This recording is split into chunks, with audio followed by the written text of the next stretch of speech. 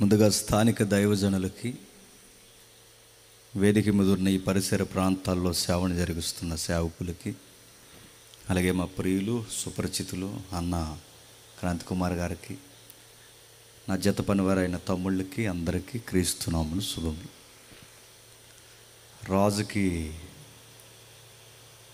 మా మీద ఉన్న నమ్మకము, మాతో ఉన్న పరిచయము, అందుని బట్టి దేవునికి స్తుతులు. రాజుకి పెళ్ళి అయిందని అడిగాను ఇప్పుడైనా. చాలా జోస్లో ఉన్నాడు. ఇదే జోస్ ఇప్పుడు ఏదైతే ఉందో అది ఆఫ్టర్ మ్యారేజ్ తర్వాత కూడా ఉండాలి. అప్పుడు స్టార్ట్ అవుద్ది రగడ. కాబట్టి ఇప్పుడు కుర్రోడు కాబట్టి ఇప్పుడు ఏ బాధ్యతలు లేక నా ఊరును మార్చేద్దాం అనుకుంటాం. ఆఫ్టర్ మ్యారేజ్ తర్వాత అతిపెద్ద సవాలు అడిగి చెప్పిన ముందు మన ఇంటిని మార్చాలి. కాబట్టి అప్పుడు అలానే ఉండాలి, ఇప్పటికీ అలా ఉండాలి. తమ్ముడు కుటుంబాలతో వరదలుతూ ఊరికి ఒక మంచి సాక్ష్యంగా ఉండాలి. ఇక ఆలస్యం చేయకుండా కొన్ని విలువైన సంగతులు విందాం, ప్రార్థన చేసుకుందాం. ప్రార్థన. పరలోకమందున్న మా తండ్రి, తమ్ముడు ద్వారా కొన్ని విలువైన సంగతులు అందించారు. మరికొన్ని మాతో మాట్లాడండి. మీ సహాయం మాకు అవసరం, మీ కృప మాకు అవసరం. ఆలస్యమైన దాన్ని మరికొన్ని సంగతులతో మమ్మల్ని దర్శిస్తారని కోరుతూ క్రీస్తునామని ప్రార్థన సమర్పిస్తున్నాం తండ్రి, ఆమేన్. నిజానికి త్వరగా రావాలి. ఇప్పుడు రాజకీయ మీట్లు, రోడ్ షోలు జరుగుతున్నాయి కనుక ఇక్కడ ఒక రోడ్ షో జరుగుతుంది, మాజీ ముఖ్యమంత్రి చంద్రబాబు నాయుడు గారిది. దానివలన ఆలస్యమైంది. సరే, ఏది ఏమైనా ఇక ఆలస్యం చేయకుండా కొన్ని విలువైన సంగతులు విందాం. ఈ యానాం పరిసర ప్రాంతాల్లో ఈ మూలకు రావడం ఇది మొదటిసారి. ఎంత లోపలికి డీప్కి రిమోట్ ఏరియాకి నేను రాలేదు. ఎలా ఉంటారు ఇక్కడ పబ్లిక్ అని అడిగితే, ఏ ఊరైనా వెళుతున్నప్పుడు పబ్లిక్ వ్యూ ఏంటో తెలుసుకుని మాట్లాడడం వర్తమానికుని యొక్క లక్ష్యం. ఏంటి పరిస్థితులు అంటే, ఏ ఊరు వెళ్ళినా అవే కథలు. మా ఊరిలో బాగా తాగుతారన్నా అని, ఏ ఊరు వెళ్ళినా అదే కథలు. ఫ్యామిలీ గొడవలు ఎక్కువన్నా, ఏ ఊరు వెళ్ళినా అదే గొడవలు. వయసులో ఉన్న పిల్లలు ఎవరో చర్చికి రారన్నా అని, ఎక్కడికి పోయినా ఇదే గ్రాఫా, ఎక్కడికి వెళ్ళినా ఇదే కంప్లైంట్ అంటే ఎస్, ఇవే కంప్లైంట్స్ కనబడతాయి. వీటిని గూర్చి మనం మాట్లాడాలి. ఇది మీకు చెప్పకుండా నేను కార్నర్ చేయకుండా ప్రకటన గ్రంథం మెరుపులు అని అనుకుంటే ఇలా పోతారు ఎవరికాడి. అది కాదు మీకు కావాల్సింది. ఇప్పుడు కుటుంబ నేపథ్యాలు, తమ్ముడు చక్కటి క్యారెక్టర్ స్టడీ చెప్పాడు. ఎస్, అలాంటి యవనస్తులు రేపబడాలి అంటే అలాంటి యవనస్తుల క్యారెక్టర్ స్టడీ అవసరం. కుటుంబాలు కట్టబడాలి అంటే కుటుంబ నేపథ్యాలు గురించి ఇలాంటి బహిరంగ సభలలో ప్రతి ఊరికి అవసరం. అవి మాట్లాడాలి, ఎలుగెత్తి చెప్పాలి. అవి ముఖాముఖిగా మోమాటం లేకుండా చెప్పాలి. అలాంటి అధ్యాయాలు పొంకాలు ఉన్నాయి బైబిల్లో. వాటిని తిరగేద్దాం ఒకసారి. అందులో ఒక్కటి మచ్చు కదులుదాం రండి. కీర్తన గ్రంథం 128వ కీర్తన,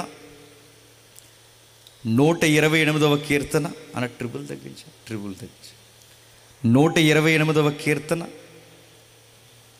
మొదటి వచనం చూడండి. యెహోవా యందు భయభక్తులు కలిగి ఆయన త్రోవల యందు నడుచువారు ధన్యులు.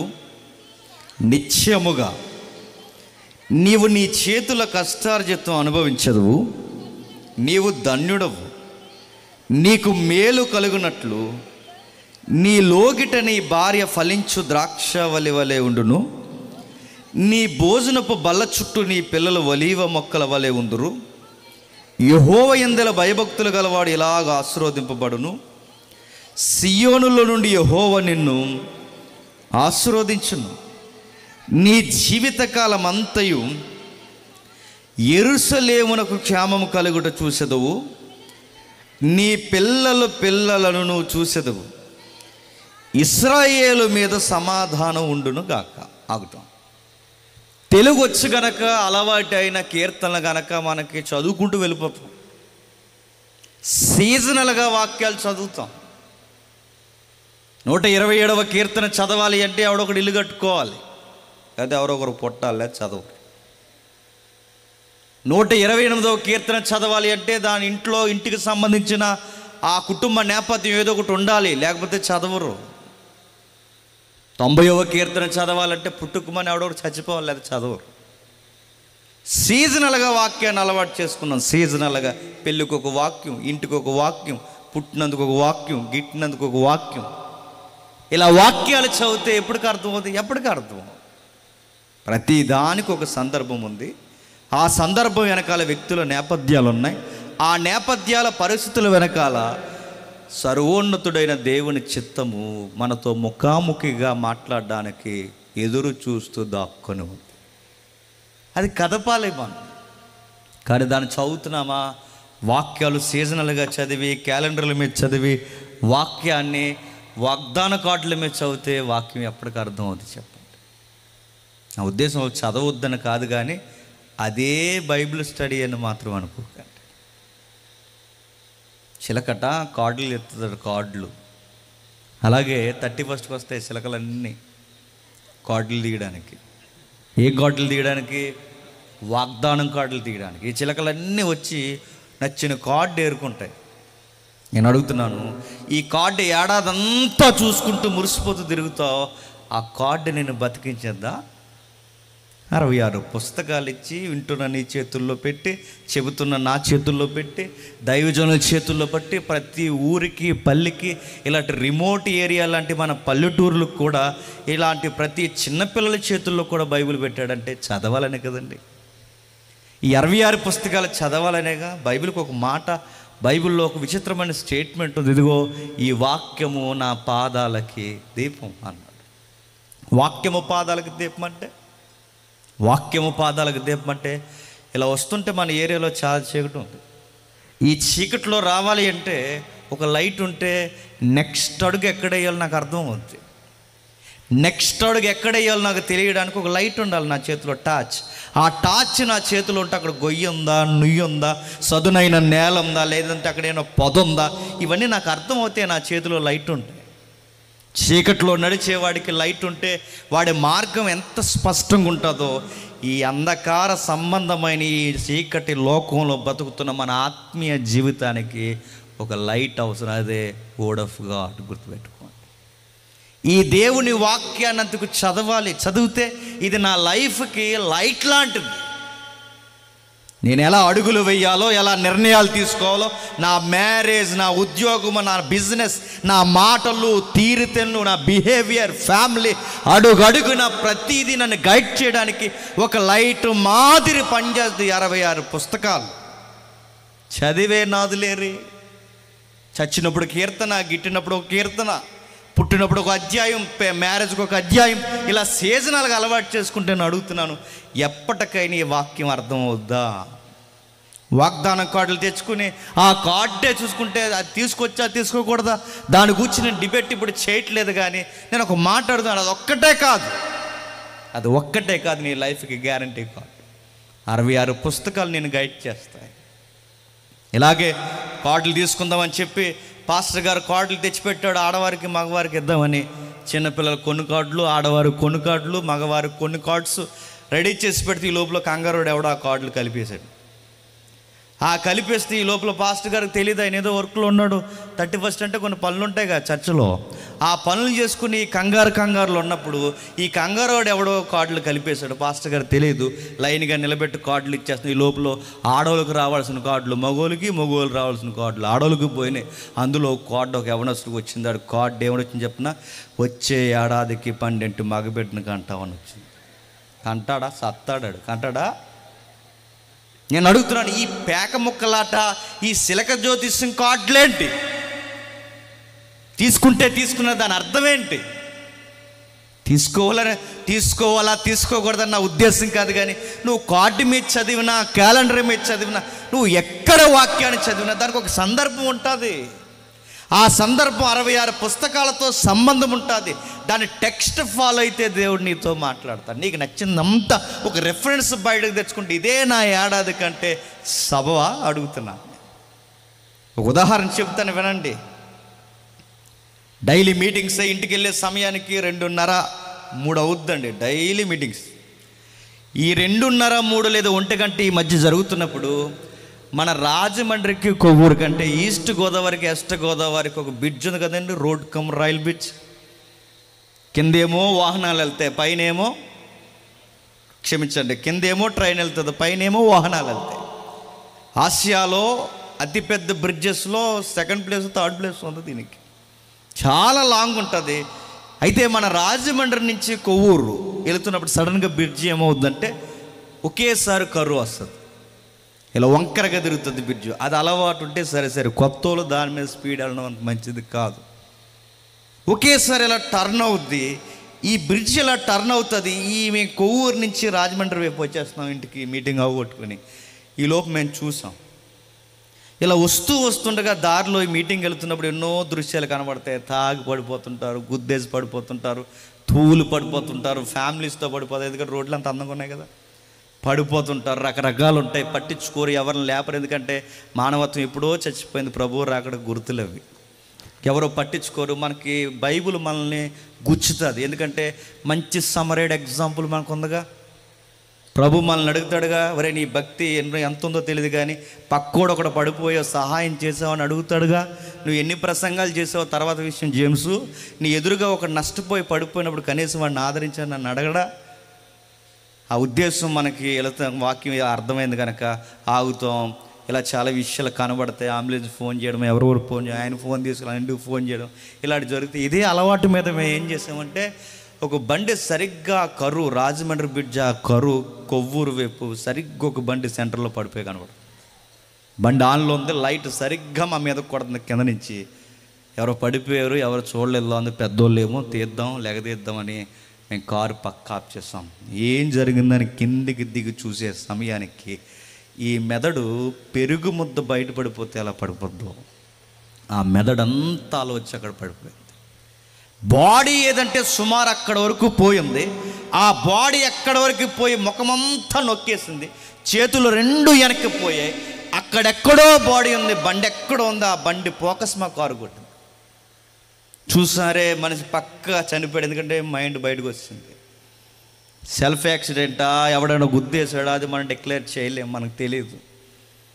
చూసాం, ఏమైనా ఇన్ఫర్మేషన్ ఇస్తే మరి ఎప్పుడు జరిగిందో ఆ విషయం మనం చూసాం. వెళ్ళిపోతున్నారు ఎవరు, ఎందుకంటే బాడీ అలా ఉంటే ఎవడిస్తాడండి ఇన్ఫర్మేషను. దాన్ని ఒకవేళ ఇన్ఫర్మేషన్ ఇస్తే స్టేట్మెంట్ అంటారు, మొదటి సాక్షి అంటారు, రకరకాలు అంటారు, ఇవన్నీ అంటారు. కానీ ఇవన్నీ అంటారన్న భయంతో ఎవరు చెప్పరు. కనుక మన బైబిల్ అంటుంది నువ్వు ఎందుకు ఆగలేదని. మరొకటి ఆగిన తర్వాత నేను ఫోన్ చేశాను, ఆల్రెడీకి ఫోన్ చేశాను, నా ఫోన్ నుంచే ఫోన్ చేశాను. అయ్యా సరే ఇక్కడ ఒక బాడీ పడిపోయింది రోడ్డు మీద, రోడ్ కమ్ రైలు బ్రిడ్జ్ మీద అన్నారు. మీరెవరు అన్నారు. నేను రాజమండ్రి క్రైమ్ బ్రాంచ్లో నేను కూడా పోలీస్ డిపార్ట్మెంట్ పనిచేస్తున్నాను అని చెప్పి, ఎందుకంటే నేను పోలీసు కనుక నాకు ఇబ్బంది లేదు. నేను ఫోన్ చేశాను, బాడీ పడిపోయింది సార్ అంటే 100 ఫోన్ చేస్తే 100 నుంచి డైరెక్ట్ కొవ్వూరు స్టేషన్కి వచ్చింది. కొవ్వూరు స్టేషన్ నుంచి ఆ రోజు నైట్ బీట్లో వచ్చారు. వచ్చిన తర్వాత ఇంక ఈ లోపు వీళ్ళు రావడానికి లేట్ అయితే ఇంకా ఇన్ఫర్మేషన్ ఇవ్వడానికి ఏమైనా ఉంటుందేమో అంటే అక్కడ బ్యాగ్ ఉంది. ఓ బ్రదర్ వెళ్ళి బ్యాగ్ తీసాడు, బ్యాగ్లో ఏమైనా ఉంటాయని తీస్తే పర్స్ దొరికింది. పర్సులో ఏముంటుందో తీస్తే ఐడి కార్డు ఉంది. ఐడి కార్డు ఏంటని చూస్తే ఆయన సెంట్రల్ పోలీస్, ఆయన కూడా పోలీస్. ఆ సెంట్రల్ పోలీస్ ఇంకా ఏముంటాయంటే చక్కటి పిల్లలు ఉన్నారు, 2 పిల్లల ఫోటోలు ఉన్నాయి. ఇంకా ఏముంటాయని చూస్తే అతడితే యాపిల్ ట్యాబ్ ఉంది. ఇంకా ఏముంటుందని చూస్తే వాగ్దానం కార్డు. ఆ వాగ్దానం కార్డు మీద ఏమనుందో తెలుసా, ఇది మొదలుకొని నువ్వు ఫలభరితంగా చేయబడదు అని ఉంది. కానీ ఆ కార్డు అట్టుకుని ఆయన తిరుగుతున్నాడు, కానీ ఆయన జీవితం ఏమైంది చెప్పండి, భయంకరంగా యాక్సిడెంట్లో వెళ్ళిపోయాడు. నేను అడుగుతున్నాను, వాగ్దానం కార్డులే ఏడాదికి సరిపోతాయి అనుకోకండి అని చెప్పడానికి ఉదాహరణ చెప్తున్నాను. నేను వాక్యాన్ని చదవాలి, వాక్యాన్ని నేర్చుకోవాలి, వాక్యాన్ని నాతో ఏం మాట్లాడుతుందా, నేను ఏమి సరి చేసుకోవాల్సిన ఉన్నావా అని రెడీ చేసుకోవాలి. ఎందుకంటే ఈ కార్డు ఉంటే నాకేం అవ్వదనుకోకు. అలాంటి నమ్మకాలు తెచ్చుకొని ఇదిగో ఆ శిలక లక్షణాలు తెచ్చుకోకండి. ఎందుకంటే మీరు తీసుకోండి, మంచిగా ఉపయోగించుకోండి, కానీ ఇది ఉంటే చాలు, నేను ఏమైపోయినా ఏం జరగదని మాత్రం అనుకోకండి, చెప్పలేం. అందుకే వాక్యం ఏదన్నా ఇప్పుడు చదివేప్పుడు తెలుగు వచ్చి కనుక టకా చదివేసిన ఏంటి అసలు ఈ కీర్తన కూడా ఏంటి, దీనికి ఒక సందర్భం ఉంది. ఈ కీర్తనల వెనకాల సందర్భాలు ఏంటి, దీని వెనకాల నిలువెత్తు అర్థాలు ఉన్నాయి. ప్రతి కీర్తనకు ఒక లైన్ ఇస్తాడు. ఆ లైన్ పైరు ఒక చిన్న అక్షరం చూడండి, యాత్ర కీర్తన అన్న. యాత్ర అంటే యానం నుంచి ఇక్కడికి, ఇక్కడి నుంచి యానం కాదు. యాత్ర అంటే ప్రయాణం అనకండి, ప్రయాణం అంటే మజిలీ అనకండి. యాత్ర అంటే నేడో రేపో ఏదొక రోజు ఈ లోకాన్ని వదిలి, ఈ యూనివర్స్ని వదిలి మరొక యూనివర్స్లోకి వెళ్ళిపోయే ప్రయాణం, చావు ప్రయాణం, దేవుడి దగ్గరికి ప్రయాణం, లేదా దేవుని ఉనికిలోనికి ప్రయాణం, ఒకరోజు వెళ్ళిపోయే ప్రయాణం, నిన్ను వద్దన్నా మింగేసే ప్రయాణం. నువ్వు ప్లాన్ చేసుకోకపోయినా అదే ప్లాన్ చేసి నిన్ను తీసుకెళ్ళిపోయే ప్రయాణం. ఆ ప్రయాణం ఉందన్న సంగతి మనం మర్చిపోతాం. ఆ ప్రయాణం ఉందన్న సంగతి మర్చిపోయి సీరియస్గా కొన్ని విషయాలు ఈ ఉన్న జీవితంలో, అరే ఇది ఏదొక రోజు ఆగిపోద్ది, దీని తర్వాత మనం ఎక్కడికి వెళ్ళాలి, ఎవరి ముందు నిలబడాలి, ఆ నిలబడిన తర్వాత ఆ దేవుడు అనే ఆ సృష్టికర్త మనల్ని ఏమడుగుతాడు, ఏం చెప్పుకోవాలి, ఇవేమి మనకు అవగాహన లేకుండా ఆ ప్రయాణంలో ఇరుక్కుపోయామో అసలు రగడప్పుడు స్టార్ట్ అవుతుంది. గుర్తుపెట్టుకోండి, నువ్వు ఇక్కడ ఎలా ఉన్నా నిన్నెవరు అడగకపోవచ్చు. ఈ ప్రయాణాల్లో, ఈ షికారుల్లో, ఈ మోజుల్లో, ఈ ఊర్లు, ఈ తిరుగుల్లో నిన్ను ఎవ్వరు లెక్క అడగపోవచ్చు. కానీ ఒక ప్రయాణం ఉంది, అది ఊరెళ్ళే ప్రయాణం కాదు, జీవితమే మారిపోయే ప్రయాణం. ఆ ప్రయాణం సరాసరి దేవుడి ముందు నిలబడే ప్రయాణం, నిమిషంలో నీ లెక్కలు తేల్చేసే ప్రయాణం, 60 ఏళ్ళ జీవితంలో ఏం చేసావని అడిగే ప్రయాణం. ఈ ప్రయాణాన్ని మనం మర్చిపోయి ఏటి వెనకాల పరిగెడుతున్నాం. అక్కడ రాస్తున్నాడు చూడండి, యాత్ర అన్న సంగతి మర్చిపోయి మనుషులు దేని కొరకు పరిగెడుతున్నారో తెలుసా? సంపాదన, సంపాదన, సంపాదన, సంపాదన. అడుగుతున్నాను, సంపాదనని శ్మశానంతో పట్టుకెళ్ళగలవా? అదే చెప్తున్నాడు అక్కడ. మొదటి అంశం రాస్తున్నాడు, ఆర్థిక పరిస్థితుల లావాదేవీల్లో పడిపోయి సంపాదించడం అనే ఉరుకులు పరుగుల వెనకాల పడిపోయి అసలు విషయం మర్చిపోతున్నారు. ఆ విషయం ఏంటి చెప్పండి? ఒక రోజు వెళ్ళిపోవాలన్న విషయం మర్చిపోతున్నారు. రెండవది, సంసారంలో కొట్టుకుపోతున్నారు, అదే లోకిటి భార్య. మూడవది, పిల్లలను పెంచడంలోనే మొత్తం పెట్టుబడి పెడుతున్నారు, అది మూడవది. నాలుగవది, ఆరోగ్య పరిస్థితులు కాపాడుకోవడానికే సరిపోతుంది ఆ సూత్రాలు అవి పాటించడం. ఇక ఏముందంటే, ఒకడు డబ్బులు సంపాదించడానికి యాత్ర మర్చిపోతున్నాడు, నెక్స్ట్ ఒకడు సంసారాన్ని చక్కబెట్టుకోవడానికి యాత్ర మర్చిపోతున్నాడు. అందుకే రాజుకు పెళ్ళి అయిందని అడిగాను నేను. మరొకడు పిల్లల్ని పెంచడంలో సరిపోతుంది, మరొకడికి ఆరోగ్యాన్ని కాపాడడంలో సరిపోతుంది. అంటే ఈ పనుల్లో పడిపోయి ఏం మర్చిపోతుందని చెప్పండి. ఇదే జీవితం అనుకుంటున్నాం. ఒక సగటి మానవుడికి భూమి మీద కావలసినవి ఈ 4 కొరకే ఆరాటము, ఈ 4 కొరకే పోరాటము, ఈ 4 కొరకే పరుగులు, ఈ 4 కొరకే ఎదుటోడుతో గొడవలు. ఆర్థిక పరిస్థితులు చెప్తున్నాడు, నిత్యముగా నీ చేతుల కష్టార్జితం అనుభవించాలంటే అక్కడ ఏముందో తెలుసా? ఇది నాది అనే ఫీలింగ్. తేలికరా మీ ఇద్దరు గొడవ అవుతున్నాయి అంటే, యువతల నుంచి అవతలోడు, అవతల నుంచి యువతలోడు గొడవ పెట్టుకుంటున్నాడు. దేనికోసం? దడి కోసం గొడవ. ఈడి దడి లోపలికి పెట్టాడు. అడుగుతున్నాను, దడి అవతలోడు చచ్చిపోతాడు చెప్పండి?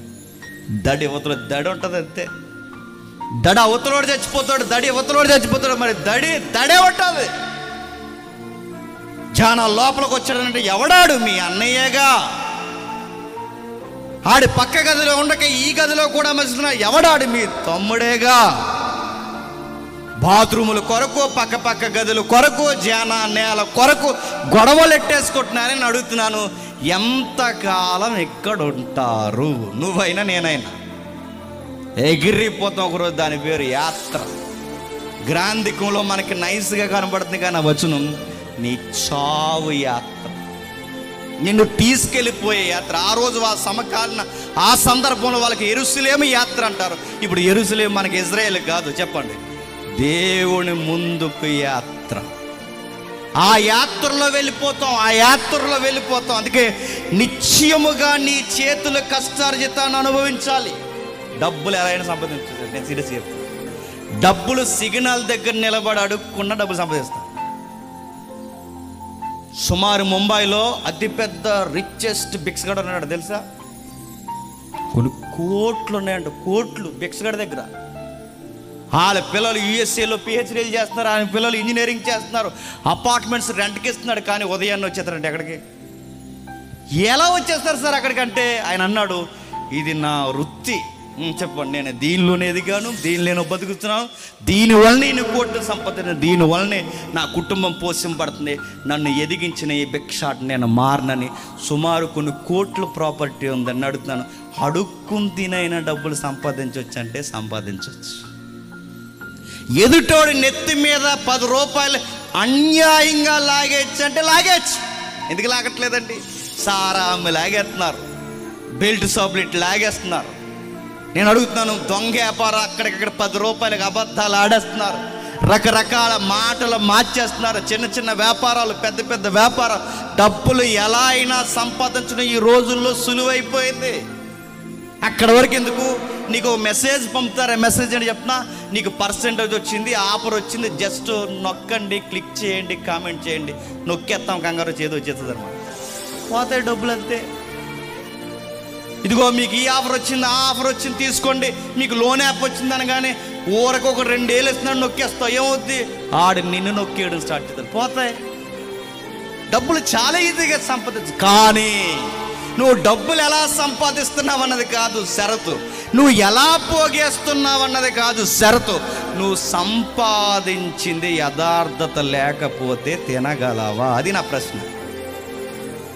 డబ్బులు సంపాదించి ఎలాగైనా సంపాదిస్తావు, కానీ సంపాదించి పోగేసింది తినగలవా? అది నీ ఒంటికి మంచిదా? నీకు వంట పడుతుందా? నీ కుటుంబం సుఖంగా ఉండగలదా? చెబుతున్నాడు, 60 ఏళ్ళ జీవితంలో ఎగిరిపోతానన్న విషయం మర్చిపోయి ఏ ఆర్థిక పరిస్థితుల కొరకు పరిగెడుతున్నావురా మానవుడా అని అడుగుతున్నాడు ఆయన. ఏం పోగేయడానికి పరిగెడుతున్నావు? అక్కడికి వెళతావు, ఆ వ్యాపారం చేస్తావు, ఇక్కడికి వెళతావు, ఈ వ్యాపారం చేస్తావు, అక్కడికి వెళతావు, 4 దొంగ మాటలు చెప్తావు, ఇక్కడికి వెళతావు, ఈ మాటలు చెప్తావు, పోగేస్తావు. ఏదో మాటో ఏదో ఒకటి తిప్పి ఆ పోగేసింది నీకు లోపల నీకు సుఖాన్ని ఇవ్వగలదా? ఎవరో గుర్తుపెట్టుకో. అన్యాయంగా సంపాదించిన ఏ రూపాయి అయినా, యథార్థత లేని ఏ రూపాయి అయినా నేను దులుమాడేస్తుంది అనుకోండి. నువ్వు సంపాదించిన 10 రూపాయలైనా 100 రూపాయలైనా అది నీకు దీవెనకరంగా ఉండాలి అంటే యథార్థంగా కష్టపడినా సరిపోదు. గుర్తుపెట్టుకో, ఈ మాట కూడా గుర్తుపెట్టుకోవాలి. అంటే అన్యాయపు వ్యాపారాలు చేయకూడదన్నారు, బాగానే ఉంది. మేము 24 అవర్స్ కష్టపడిపోతామండి, యథార్థంగా మేము కష్టపడి సంపాదిస్తామని అంటే యథార్థత ఉన్నా సరిపోదు. గుర్తుపెట్టుకో. అంటే యథార్థత ఉన్నా మన డబ్బులు మన దగ్గర నిలబడు. నెక్స్ట్, అడ్డగోలుగా సంపాదించినా మన దగ్గర డబ్బులు నిలబడు. మనం ఎలా సంపాదించినా మన దగ్గర డబ్బులు నిలబడు. యథార్థతనే కష్టపడితే మేము ఆడింట్లోకి దూరలేదు, ఈడింట్లోకి దూరలేదు, ఆడిది లాగలేదు, ఈడిది లాగలేదు, నేను బాగానే కష్టపడ్డాం కదా, మా దగ్గర ఎందుకు ఉండవంటే బైబిల్ అందే యథార్థత ఉంటే సరిపోదు. గుర్తుపెట్టుకో, కాస్తంత భయభక్తులు ఉండాలి. ఎవరి ఎడలా? చెప్పండి షరతు. యెహోవా యందలి భయభక్తులు కలిగిన వాడు నిశ్చయముగా నిశ్చయం అంటే పక్కా నువ్వు సంపాదించిన 100 అయినా, నువ్వు సంపాదించిన 200 అయినా, నువ్వు సంపాదించిన 500 అయినా నువ్వు అనుభవించాలి. నీ బిడ్డల గుప్పెడు మెతుకులు తినాలి అంటే యథార్థంగా కష్టపడితే సరిపోదు. చెప్పండి, యెహోవా యందలి భయభక్తులు ఉండాలి. యెహోవా యందలి భయభక్తులు ఉంటేనే నువ్వు సంపాదించిన రూపాయి అయినా అనుభవించగలవు. దాస్తారు ఎవడో కూడా వచ్చి ఏదో ఒక రోజు పట్టుకెళ్ళిపోతాడు. నువ్వు దాసి 50 లక్షల పాలసీ కడతావు, సరిగ్గా ఇంకా 4 వాయిదాలు ఉన్నాయని కానీ టుపుకుమని చచ్చిపోతావు. నువ్వు దాచిన తర్వాత మొత్తం లాక్కుని నీ కొడుకులే బయటికి ఇంటేస్తారు. నువ్వు దాస్తావు, నీ కోడళ్ళే అనుభవిస్తావు. నువ్వు దాస్తావు, నీ కొడుకులు అనుభవిస్తావు. నువ్వు దాస్తావు, నీ మనవళ్ళు అనుభవిస్తావు. నువ్వు అడ్డగోలు ఎదిగిపోయి దేవుడు అనే ఒక ఆబ్జెక్ట్ వదిలేసి దేవుడు అనే ఒక యాత్రను మర్చిపోయి సంపాదనే జీవితం అనుకుంటే శ్మశానం వరకు ఈ సంపాదన నీతో తోడు రాగలదా? రాదు. గుర్తుపెట్టుకోండి. పచ్చడి మెతుకులు తిన్నప్పుడైనా బతుకులు బాగుంటాయేమో కానీ డబ్బులు ఎక్కువ ఉన్నప్పుడు గొడవలు ఎక్కువైపోతాయి. మీరు చూడండి, కావాలంటే మీరు చూడండి. షర్ట్స్ అంటే ఎంత ఫేమస్ అండి? Raymond ads, Raymond shirts, Raymond suits, Raymond shops. ఆ రైమండ్ యాడ్స్ ఎప్పుడైనా చూడండి, చాలా డిఫరెంట్గా ఉంది. నాకు రైమండ్స్ యాడ్స్ అలా చూస్తే, ఎందుకంటే అలా ఫోటోకి ఇచ్చే స్టిల్లో ఉండదు. రైమండ్స్ యాడ్స్ చాలా డిఫరెంట్గా న్యాచురాలిటీ ఉంటుంది. వాళ్ళది ఎలా ఉన్నదంటే చాలామంది పోజులు ఇస్తారు, చక్కగా ఎలా చూసి ఎదురుగా కెమెరా కొంచెం నవ్వేసినట్టు ఉంటుంది. ఇది పక్క ఫోటో తీసుకున్నాను అర్థమవుతుంది. కానీ ఆ యాడ్స్ అలా ఉండవు. ఎవరో ఫ్రెండ్స్ అందరూ కూర్చొని మాట్లాడుతున్నట్టు, నవ్వుకుంటున్నట్టు, ఇలా పిల్లల్ని ఒళ్ళో కూర్చొని న్యాచురల్ యాడ్స్ అంటే ఒక క్రియేటివిటీ ఉంది వాళ్ళకి. ఆ మేధావి ఆ కంపెనీ స్టార్ట్ చేసినాడు. కానీ విషయం ఏంటి చెప్పిన, కోట్లు సంపాదించాడు, రకరకాల షాపింగ్లు పెట్టాడు, యాడ్స్ అదరగొట్టేశాడు. రైమండ్స్ అంటే బ్రాండ్కే బ్రాండ్ అంబాసిడర్లు వ్యవహరించింది. కానీ ఈరోజు మొత్తం సంపాదన గ్రాస్ అంతా కొడుకులు లాక్కొని రైమండ్ అధినేతను పక్కకి గెంటేశారు. ఏడుస్తే ఇంటర్వ్యూ చేస్తున్నాడు. ఎంత కష్టపడితే సుఖం ఉంది, ఏముంది సారు, నా జీవితం ఈరోజు నాకు ఈ డబ్బు వల్లే ఎవరో నాకు తోడలేరు, దీనివల్ల ఈరోజు ఎవరు తోడలేరు, బాధపడుతున్నాడు. అంటే డబ్బులు సంపాదించడమే కాదు, అది కాస్త తినగలిగేంత దయ ఉండాలి. బైబిల్ ఏముందో చెప్పినా, అన్నిటికన్నా గొప్ప సంగతి ఏంటంటే మనం కష్టపడిన ఆహారము యెహోవా సెలవు లేకుండా తినుట ఎవనికి సాధ్యము అన్నాడు. ఈరోజు మా ఆవిడ బాగా కూర వండిందంటే మీ ఆవిడ గొప్పతనం కాదు, గుర్తెట్టు చెప్పు. ఆయన సెలవు ఇచ్చాడు కాబట్టి ఆవిడ వండింది, లేకపోతే వండగలదా? ముందు స్టవ్ మీద పడిపోద్ది ఆవిడ. ఆయన సెలవు ఇచ్చాడు కాబట్టి వండగలిగింది. ఈరోజు మాంసం కూర అదిరిపోయిందండి, ఈరోజు కక్క మాకు అదిరిపోయిందండి, మొక్క భలే ఉందన్న అంటే మాంసం కొట్టాడు గొప్పతనం కదా, అది గుర్తెట్టుకో. ఆయన సెలవు ఇచ్చాడు కనుక, ఆయన సెలవు లేనిదిగే ప్లేట్లో మెతుకులు కలపలేం, ఆయన సెలవు లేనిదే గుప్పడి మెతుకులు తినలేం. మీరు సోషల్ మీడియాలో ఒక వీడియో తిరిగి చూడండి, మంచి బిర్యానీ ఆర్డర్ ఇచ్చారు, ఫ్రెండ్స్ అందరూ కూర్చున్నారు, తన జూనియర్స్ అందరూ కూర్చున్నారు, ఆయన అలా కూర్చున్నాడు, ఆర్డర్ ఇచ్చాడు, ఇలా తెచ్చి ఎవరైతే ఉన్నారో ఆ సర్వే చేసి ఆ వ్యక్తి అక్కడ పెట్టాడు, అలా బిర్యానీ పెట్టి ప్లేట్లో వడ్డించడానికి టిష్యూ పేపర్లు తేడానికి వెళ్ళే లోపు అదే ప్లేట్లో పడి చచ్చిపోయాడు. వీడియో చూడని అడుగుతున్నాను. ఆయన సెలవు ఉండాలంటే ఉండాలి. 10 రూపాయలు సంపాదిస్తా, 10 రూపాయలు నీదే అని దేవుడు నీకు సెలవు ఇవ్వాలి. అందుకే కష్టపడితే సరిపోదు, నీ వెనకాల యెహోవా యందలి చెప్పండి భయభక్తులు ఉండాలి. నెక్స్ట్, నీ లోగిట భార్య ఫలించు ద్రాక్ష వల్లవాలి. డబ్బులుంటే సరిపోద్దా? చెప్పండి. డబ్బులుంటే సరిపోద్దా? వెనకాల ఎవరు ఉండాలి చెప్పండి. ఆ డబ్బుల కొరకు కాస్త బాధ్యతగా ఉండే ఆవిడ ఉండాలి. ఆవిడ లేకపోతే ఏమవుద్దండి? ఇప్పుడు ఈడు గొడ్లా కష్టపడుతున్నాడు, ఇంటికి తెస్తాడు, జాగ్రత్తగా ఉంచుతాడు, తన కొరకు, తన పిల్లల కొరకు, కుటుంబం కొరకు ఉంచుతాడు. వెనకాలన్న ఆవిడ సరిగ్గా లేదనుకోండి, ఏమవుద్ది? చిల్లి చెంచులు వేసినట్టు అవుద్ది. ఈడెలా తెస్తాడు, ఈవిడ ఎలాగ అమ్మగారింటికి పంపించేస్తుంది. ఇంకేమవుతుందండి? అది ఆడి మూలలు అరిగిపోవాలి తప్ప జీవితంలో బాగుపడతాడు చెప్పండి. ఈడు ఎలా తెస్తాడో గొంతమ్మల కోరికలన్నీ కోరుతుంది. ఇదిగో నువ్వు నాకు వాషింగ్ మిషన్ కొంటావో కొనమని అడిగిందంట. మనకెందుకే వాషింగ్ మిషను, మన తెల్లారితే కూలి పనికి పోతాం, మనకెందుకు, మనకు అంత పనులు ఏమున్నాయి, మనం ఏమైనా ఆఫీసర్లమా, మనకేమైనా ఎంప్లాయీసా, ఎప్పుడో వేస్తాం, మనకేదో పండగ పబ్బం ఏదైనా ఫంక్షన్ ఉంటే మనకు బట్టలు, మనకి వాషింగ్ మిషన్ ఉందో 2 తూతుకులు 2 తొక్కులు తొక్కడం మొత్తం ఉదిరిపోద్ది. నేను ఇంటికి వస్తే ఆ టవల్ తప్ప ఇంకేం కట్టుకుంటాను నేను, నువ్వు ఇంటికాడ ఉంటాను నైటీ తప్ప నీకేముంది, మనకి ఇంక అంతేముంది, మనకి ఎందుకే వాషింగ్ మిషన్ లేవంటే కొంటావో కొనకపోతే నువ్వు ఊరుకొని అన్నది. ఎందుకు కొనాలి? మనకు వాషింగ్ మిషన్తో పని ఏంటి? మన ఈఎంఐ ఎంత, బడ్జెట్ ఎంత, మన గ్రాస్ ఎంత, మన లెక్క ఎంత, మన సీటీలు ఎంత, మన కట్టాల్సిన ఎంత, పిల్లలు చదువు లేదా అని చెప్పక నాకు కొనంత. ఎందుకు కొనాలని అడిగితే ఆరాధిస్తుంది. ఇదిగో వాళ్ళు కొనేసుకున్నారు. ఎవరు? వాళ్ళు కొనేసుకున్నారు. ఇప్పుడు ఈవిడికి అవసరమని కాదట, చెప్పండి. వాళ్ళు కొనేసుకున్నారని నేను అడుగుతున్నాను. ఇలాంటి అనవసరమైన గొప్పలు గొప్పపోతే ఇల్లు ఏమవుద్ది? గొల్లవుద్ది. ఇలాంటి అనవసరమైన ఖర్చులు ఆర్థికంగా ఏం చేస్తాయి? నష్టపరుస్తాయి. పేక లోతు ఊబుల్లోనికి నెట్టేస్తాయి, భారంలోనికి గెంటేస్తాయి. కష్టం ఎంత, కొనుక్కోవలసినవి ఎంత, మానుకోవలసినవి ఎంత, దాయాల్సినవి ఎంత, పెట్టాల్సినవి ఎంత, మన ఖర్చులేటి, నెలసరంతా. ఎవరో ఒకరికి బాధ్యత లేకపోతే ఆ కుటుంబం ఏమవుద్దండి? నష్టపోద్ది. అదే చెప్తున్నాడు, ఇదిగో ఆర్థికంగా బాగుంటే సరిపోదు, నీ లైఫ్ పార్ట్నర్, అది భార్య అయినా భర్త అయినా, నీ అకౌంట్స్ విషయంలో నీకు కలిసి రావాలి. దోవర ఖర్చులు, పనికి మాలిన ఖర్చులు, అనవసరమైన ఖర్చులు చేసుకుంటుంటే ఏమవుద్ది? రెక్కల కష్టం వ్యర్థమవుద్ది. ఇప్పుడు అడుగుతున్నాను, యథార్థంగా నేను సంపాదించిన రూపాయి నాతో ఉండాలి అంటే యెహోవా యందలి భయభక్తులు కలిగి ఉండాలి. నెక్స్ట్, నా భార్య నాకు కలిసి రావాలి అంటే సూత్రం చెప్పండి.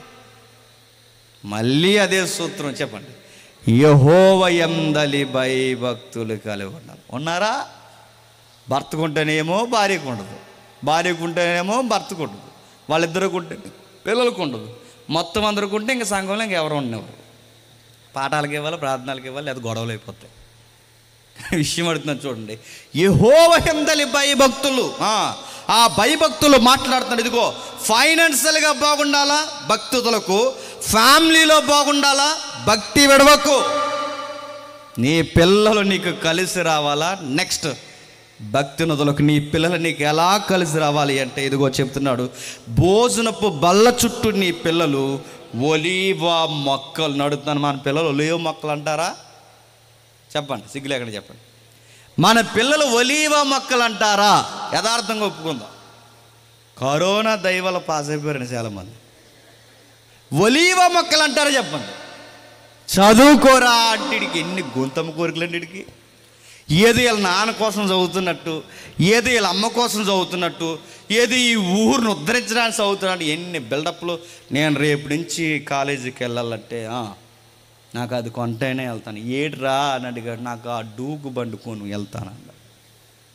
చేలో మోటార్లా వస్తుందండి సౌండ్, అది ఆ డూకు. అది కొంటేనే వెళ్తాను నేను. అది కొంటావా కొనవా? అది కొంటేనే వెళ్తాను. నువ్వు కొనకపోతే వెళ్ళకపోతే అడుగుతాను, ఎవరికి నష్టం? సరిగ్గా మన పిల్లలు ఎక్కడ దొరుకుతారో భోజనం వాళ్ళ దగ్గర టైం దొరుకుతారు. సరిగ్గా భోజనం వాళ్ళ దగ్గరకు వచ్చి ఏమంటారు చెప్పిన, సార్ ఎవడ కాయమన్నాడు అంటే మీ అయ్యి కాయమన్నాడు. ఎవడ కాయమన్నాడు? సార్ ఎవడ కాయమన్నాడు? ఈ కూర ఎవడమన్నాడు? నేను తింటాను, నా తోటకూర అన్నాడు. మరి ఏ కూర తింటావు?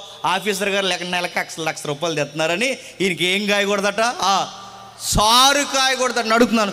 యథార్థంగా అర్థం చేసుకున్న పిల్లలైతే ఏమంటారండి, మా అమ్మ నాన్న కూలో నాలో చేసి, మా అమ్మ నాన్న ఎక్కడో ఎండలో కష్టపడి ఎండకి వానకి తడిసి, మా అమ్మ అక్కడ ఆ పుల్లల పొయ్యి దగ్గర లేదా ఆ గ్యాస్ దగ్గర బగబగా మండి ఈరోజు ఈ పూటకి అన్నం వండారు, వాళ్ళు తినకుండా మాకే వడ్డిస్తున్నారే అని అర్థం చేసుకున్న కొడుకులు నోరు మూసుకుని ఏది పెడితే అది తింటారు. మా అమ్మ నాన్నకి నేనైనా మంచి భోజనం పెట్టాలని యథార్థత ఎరిగిన వాడు, భక్తి ఎరిగిన వాడు తల్లిదండ్రులని మంచిగా చూడాలని జాగ్రత్తగా చదువుకుంటాడు. యథార్థత లేనివాడు, భక్తి లేనివాడు ఏం చేస్తాడు? అది ఎందుకుంటావు, ఇది ఎందుకుంటావు అని భోజనం వాళ్ళ దగ్గర నడుతాను. ఎంత అడావడి చేస్తారండి. నేను తిన్నాం అంటాడు, బాబు నీకు ఆమ్లెట్ వేస్తాను, అలా అనకరా అన్న. అయ్యే వద్దు, తినకపోతే మానేరా, డొక్కలు ఎండిపోతాయని చెప్పండి. నేను తిన్ను అంటాడు, తినకపోతే మానే, రేపు కూడా తినకు, సాయంత్రం కూడా వద్దా చెప్పు, ముందు చెప్పు అని అడగండి అడుగుతున్నాను. మనం అడగం బాబు అంటే ఆడే ఏమో గ్రూప్ 1 ప్రిపేర్ అవుతున్నాడా, కరోనా వల్ల పాస్ అయ్యాడు నడుతున్నాను. ఏం లేదు, ఆడికి టాలెంట్ లేదు, ఆ డ్రెస్ కోడ్ ఏంటి, ఆడి వ్యవహారం ఏంటి, ఆడి బైక్ తోలే విధానం ఏంటి, వీడు ఈడిస్తాడు, వీడికి 2 ఎక్కని తప్ప 2 పతకొండలు అంతా తెలియదు, వీడి వ్యవహారం ఏంటి. ఒక కాంపిటేటివ్ ఫీల్డ్లోకి దించితే కనీసం ఆ కాంపిటేటివ్ ఫీల్డ్ బ్లడ్ రిలేషన్ లెక్కలైనా చేయగలడా? ఏమి ఎవరిని బెదిరించడానికి నేను ఇస్తున్నట్టు నీ చేతిలో టాలెంట్ ఏముందిరా? ఆ సినిమా సాంగ్లు వినడం తప్ప, ఆ రీల్స్ చూడడం తప్ప, ఆ ఫేస్బుక్ నీ పనికి మాలిన పుస్తకంలో ఒకటి ఆ లైక్లు షేర్లు ఫోటో అప్లోడింగ్ తప్ప, నీ పనికి మాలిన వాట్సాప్ స్టేటస్లు పెట్టుకోవడం తప్ప నేను అడుగుతున్నాను, నీకేం టాలెంట్ ఉంది? ఇప్పటికిప్పుడు మీ నాన్న పాడి కట్టినా, ఇప్పటికిప్పుడు మీ అమ్మ వయసు అయిపోయినా నువ్వు బతకగలవా? రోడ్డు మీద నిలబడి బెదిరించేస్తారు భోజనం వాళ్ళ దగ్గర. ఆడపిల్లలు కూడా ఈ మధ్య రెక్కలెస్ యాటిట్యూడ్ నేర్చుకున్నారు. తిన్నా కంచాలు తీయాలి కదండి. ఏవే ఆ బ్యాగ్ అక్కడ పడేసి అదిగో నాన్న తిన్నాడు, తమ్ముడు తిన్నాడు, 2 కంచాలు కడిగంటే ఇవిడు అందట, ఏంటి నన్ను గిన్నెలు కడగమంటావు? షట్ అన్నాడు. మరి ఏం కడుగుతావు? వజ్రాలు కడుగుతావా? ఏం కడుగుతావు? నేను గిన్నెలు, ఈవిడ బోర్డు ఇంటర్మీడియట్, మళ్ళీ ఈవిడ కరోనా వల్ల పాస్ అయింది. ఈవిడ ఏమందట, నేను గిన్నెలు కడగాలి, నేను కడగను అంటే, నేను గిన్నెలు కడుగుతాను. మమ్మల్ని ఎలా కడుగుతావు? గిన్నెలుగా నడుతున్నావు.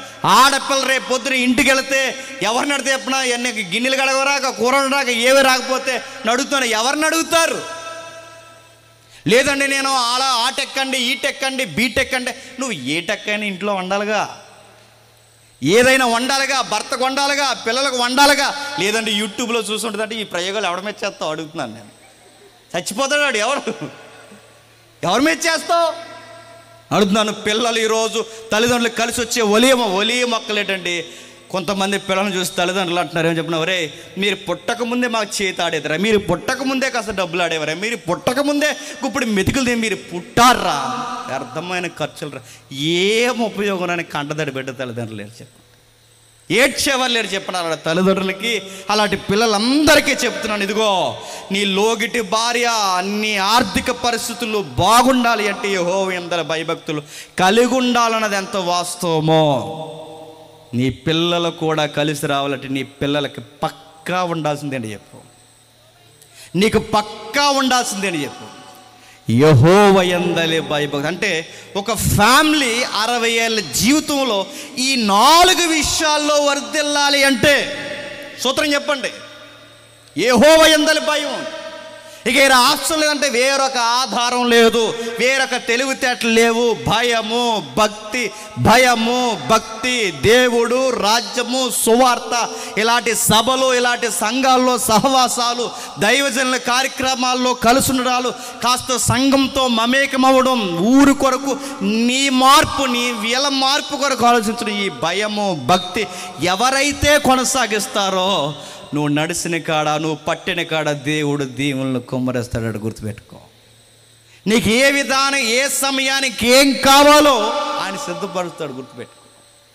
ఇది వదిలేస్తాం ఈ 60 ఏళ్ళ జీవితంలో. రే ఒకరోజు వెళ్ళిపోవాలి, మనం ఎంత సంపాదించినా ఈ దేవుడు అని ఆయనకి ఏం చెప్పుకోవాలని ఉందా భయం?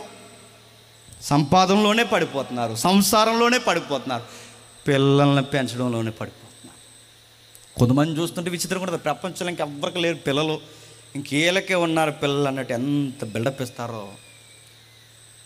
వాడిని స్కూల్కి తీసుకెళ్ళడం, వాడిని స్కూల్ నుంచి తీసుకురావడం, వాడికి శాఖలు పెట్టడం, వాడికి ఇలా పెట్టడం, వాడిని మొత్తాలు చేయడం, ఇలా చేయడం, వాడిని పెంచడం, వాడికి బతిలు చేయడం, వాడికి జ్ఞాపకం పెట్టుకోవడం, మళ్ళీ ఆడు ఎదిగిన తర్వాత చొక్కాలు మార్చడం, ఇవి మార్చడం, ఆడికి సోకులు తెచ్చడం, మళ్ళీ ఆడికి పెంచడం, కాలేజీలు, చదువులు, ఆడిని చక్కబెట్టడం, ఆడి పెళ్ళి, వాడి ఉద్యోగాలు, మళ్ళీ ఆడి భార్యకి, ఆడి ఎక్సెట్రా ఇవన్నీ చేస్తూ ఉంటే ఈ లోపు నువ్వేమన్నా రోబోట్ వాళ్ళ ఉండడానికి ఏమవుద్ది చెప్పు? నీ వయసు అయిపోయింది. నీ పిల్లల్ని సాకడంలోనే నీ వయసు అయిపోయింది. నీ బతుకి వెనక్కి తిరిగి చూస్తే నీ పిల్లల తప్ప నీ లైఫ్లో ఏ రోజైనా దేవుడు భక్తి ఉందా? చస్తే ఏమైపోతాను అడుగుతున్నాను నేను. నువ్వు 60 ఏళ్ళు దేవుడిని వదిలేసి నీ పిల్లల వెనకాలే తిరిగావు. వాళ్ళ స్కూళ్ళు అన్నావు, వాళ్ళని చక్కబెట్టావు, పోషించొద్దని దేవుడు చెప్పట్లేదు. కానీ ఎన్నున్నా దేవుడిని వదలకూడదు. గుర్తుపెట్టుకోండి. ఆనోకు కూడా కుమార్తెలు కలిగి ఉన్నారట. దేవుణ్ణి విడవకుండా 300 సంవత్సరాలు నడిచాడట. మనం దేవునితో నడిస్తేనేమో కుటుంబాన్ని వదిలేస్తాం, కుటుంబాన్ని వదిలేస్తేనేమో చెప్పండి దేవునితో నడుస్తాం. దేవుడితో ఉంటే కుటుంబం అంటే ఒకటి ఉంటే ఒకటి ఉండదు. కానీ భక్తులు చూడండి, దేవునికి దగ్గరగా ఉన్నారు, దేవునితో కలిసి నడిచారు. వాళ్ళు దేవుడిని వదిలేదు. పిల్లలు ఉన్నారు, నోవహుకు పిల్లలు ఉన్నారు, ఆనోకుకు పిల్లలు ఉన్నారు, అబ్రహాము గారికి పిల్లలు ఉన్నారు, దావీదు గారికి పిల్లలు ఉన్నారు. ఈ భక్తులైన వారు అందరికీ పిల్లలు, భార్య ఉన్నారు. వాళ్ళందరి కుటుంబాల్లో చక్కటి సంసార సంబంధమైన వాళ్ళ సంసారాన్ని నడిపిస్తూనే సువార్తను పరుగులు తీయించారు. నేను అడుగుతున్నాను, దేవుడు అడుగుతారు, ఏరి నీ పిల్లలేరు నా సన్నిధిలో? ఏది నీ భార్య, ఏది నీ భర్త, ఏది మీ కుటుంబం ఏదని అడిగితే, ప్రభువా రాలేకపోయాం ప్రభు అంటే దేవుడు అంటాడు, అందుకే రా నీకు ఇవ్వలేకపోయాను అంటాడు. ఏంటి చెప్పండి? దీవెనలు. ఇన్ని చెప్తున్నాడు. 1 ఆర్థికంగా బాగుండాలి, 2 లోగిట భార్య బాగుండాలి, 3 చెప్పండి పిల్లలు కలిసి రావాలి వలే మొక్కల వలె, 4 ఆరోగ్యం బాగుండాలి. ఏం బాగుండాలట? 6వ వచనంలో చూడండి, నీ పిల్లలను నువ్వు చూడాలి. పిల్లలను చూడడం అంటే ఫోటో పెట్టుకుని చూడమని కాదు. పిల్లల్ని చూడడం అంటే మనవల్ని మనవరాలని చూసేంత ఆయుస్తో బతకాలి. బతుకుతున్నారా? మనవాళ్ళు పుట్టేంత వరకు బతుకుతామన్న వాళ్ళు ధైర్యంగా చేయొద్దండి. ఇక్కడ తుమ్మితే చచ్చిపోయి మనవడ వరకుని, దగ్గితే చచ్చిపోయి మనవ వరకుని. నేను అడుగుతున్నాను, 19 ఏళ్ళకి గుండెపోట్లు వస్తున్నాయి పురుషులకి, చిన్న పిల్లలకి షుగర్లు వస్తున్నాయి. అయిపోయింది. ఎందుకంటే ఈ బాడీ ఎక్స్పైర్ డేట్స్ దగ్గర, మన తిండ్లు, మన వ్యవహారాలకి, మన వాతావరణాలకి, ఈ మొబైల్ వాడకాలకి, ఈ తెల్లవారులు నిద్రలేమికి మన బాడీ ఎక్స్పైర్ డేట్కి దగ్గర పడింది. ఒకప్పుడు 30 ఏళ్ళు 40 ఏళ్ళు వచ్చిన కింగ్లా ఉండేవారు.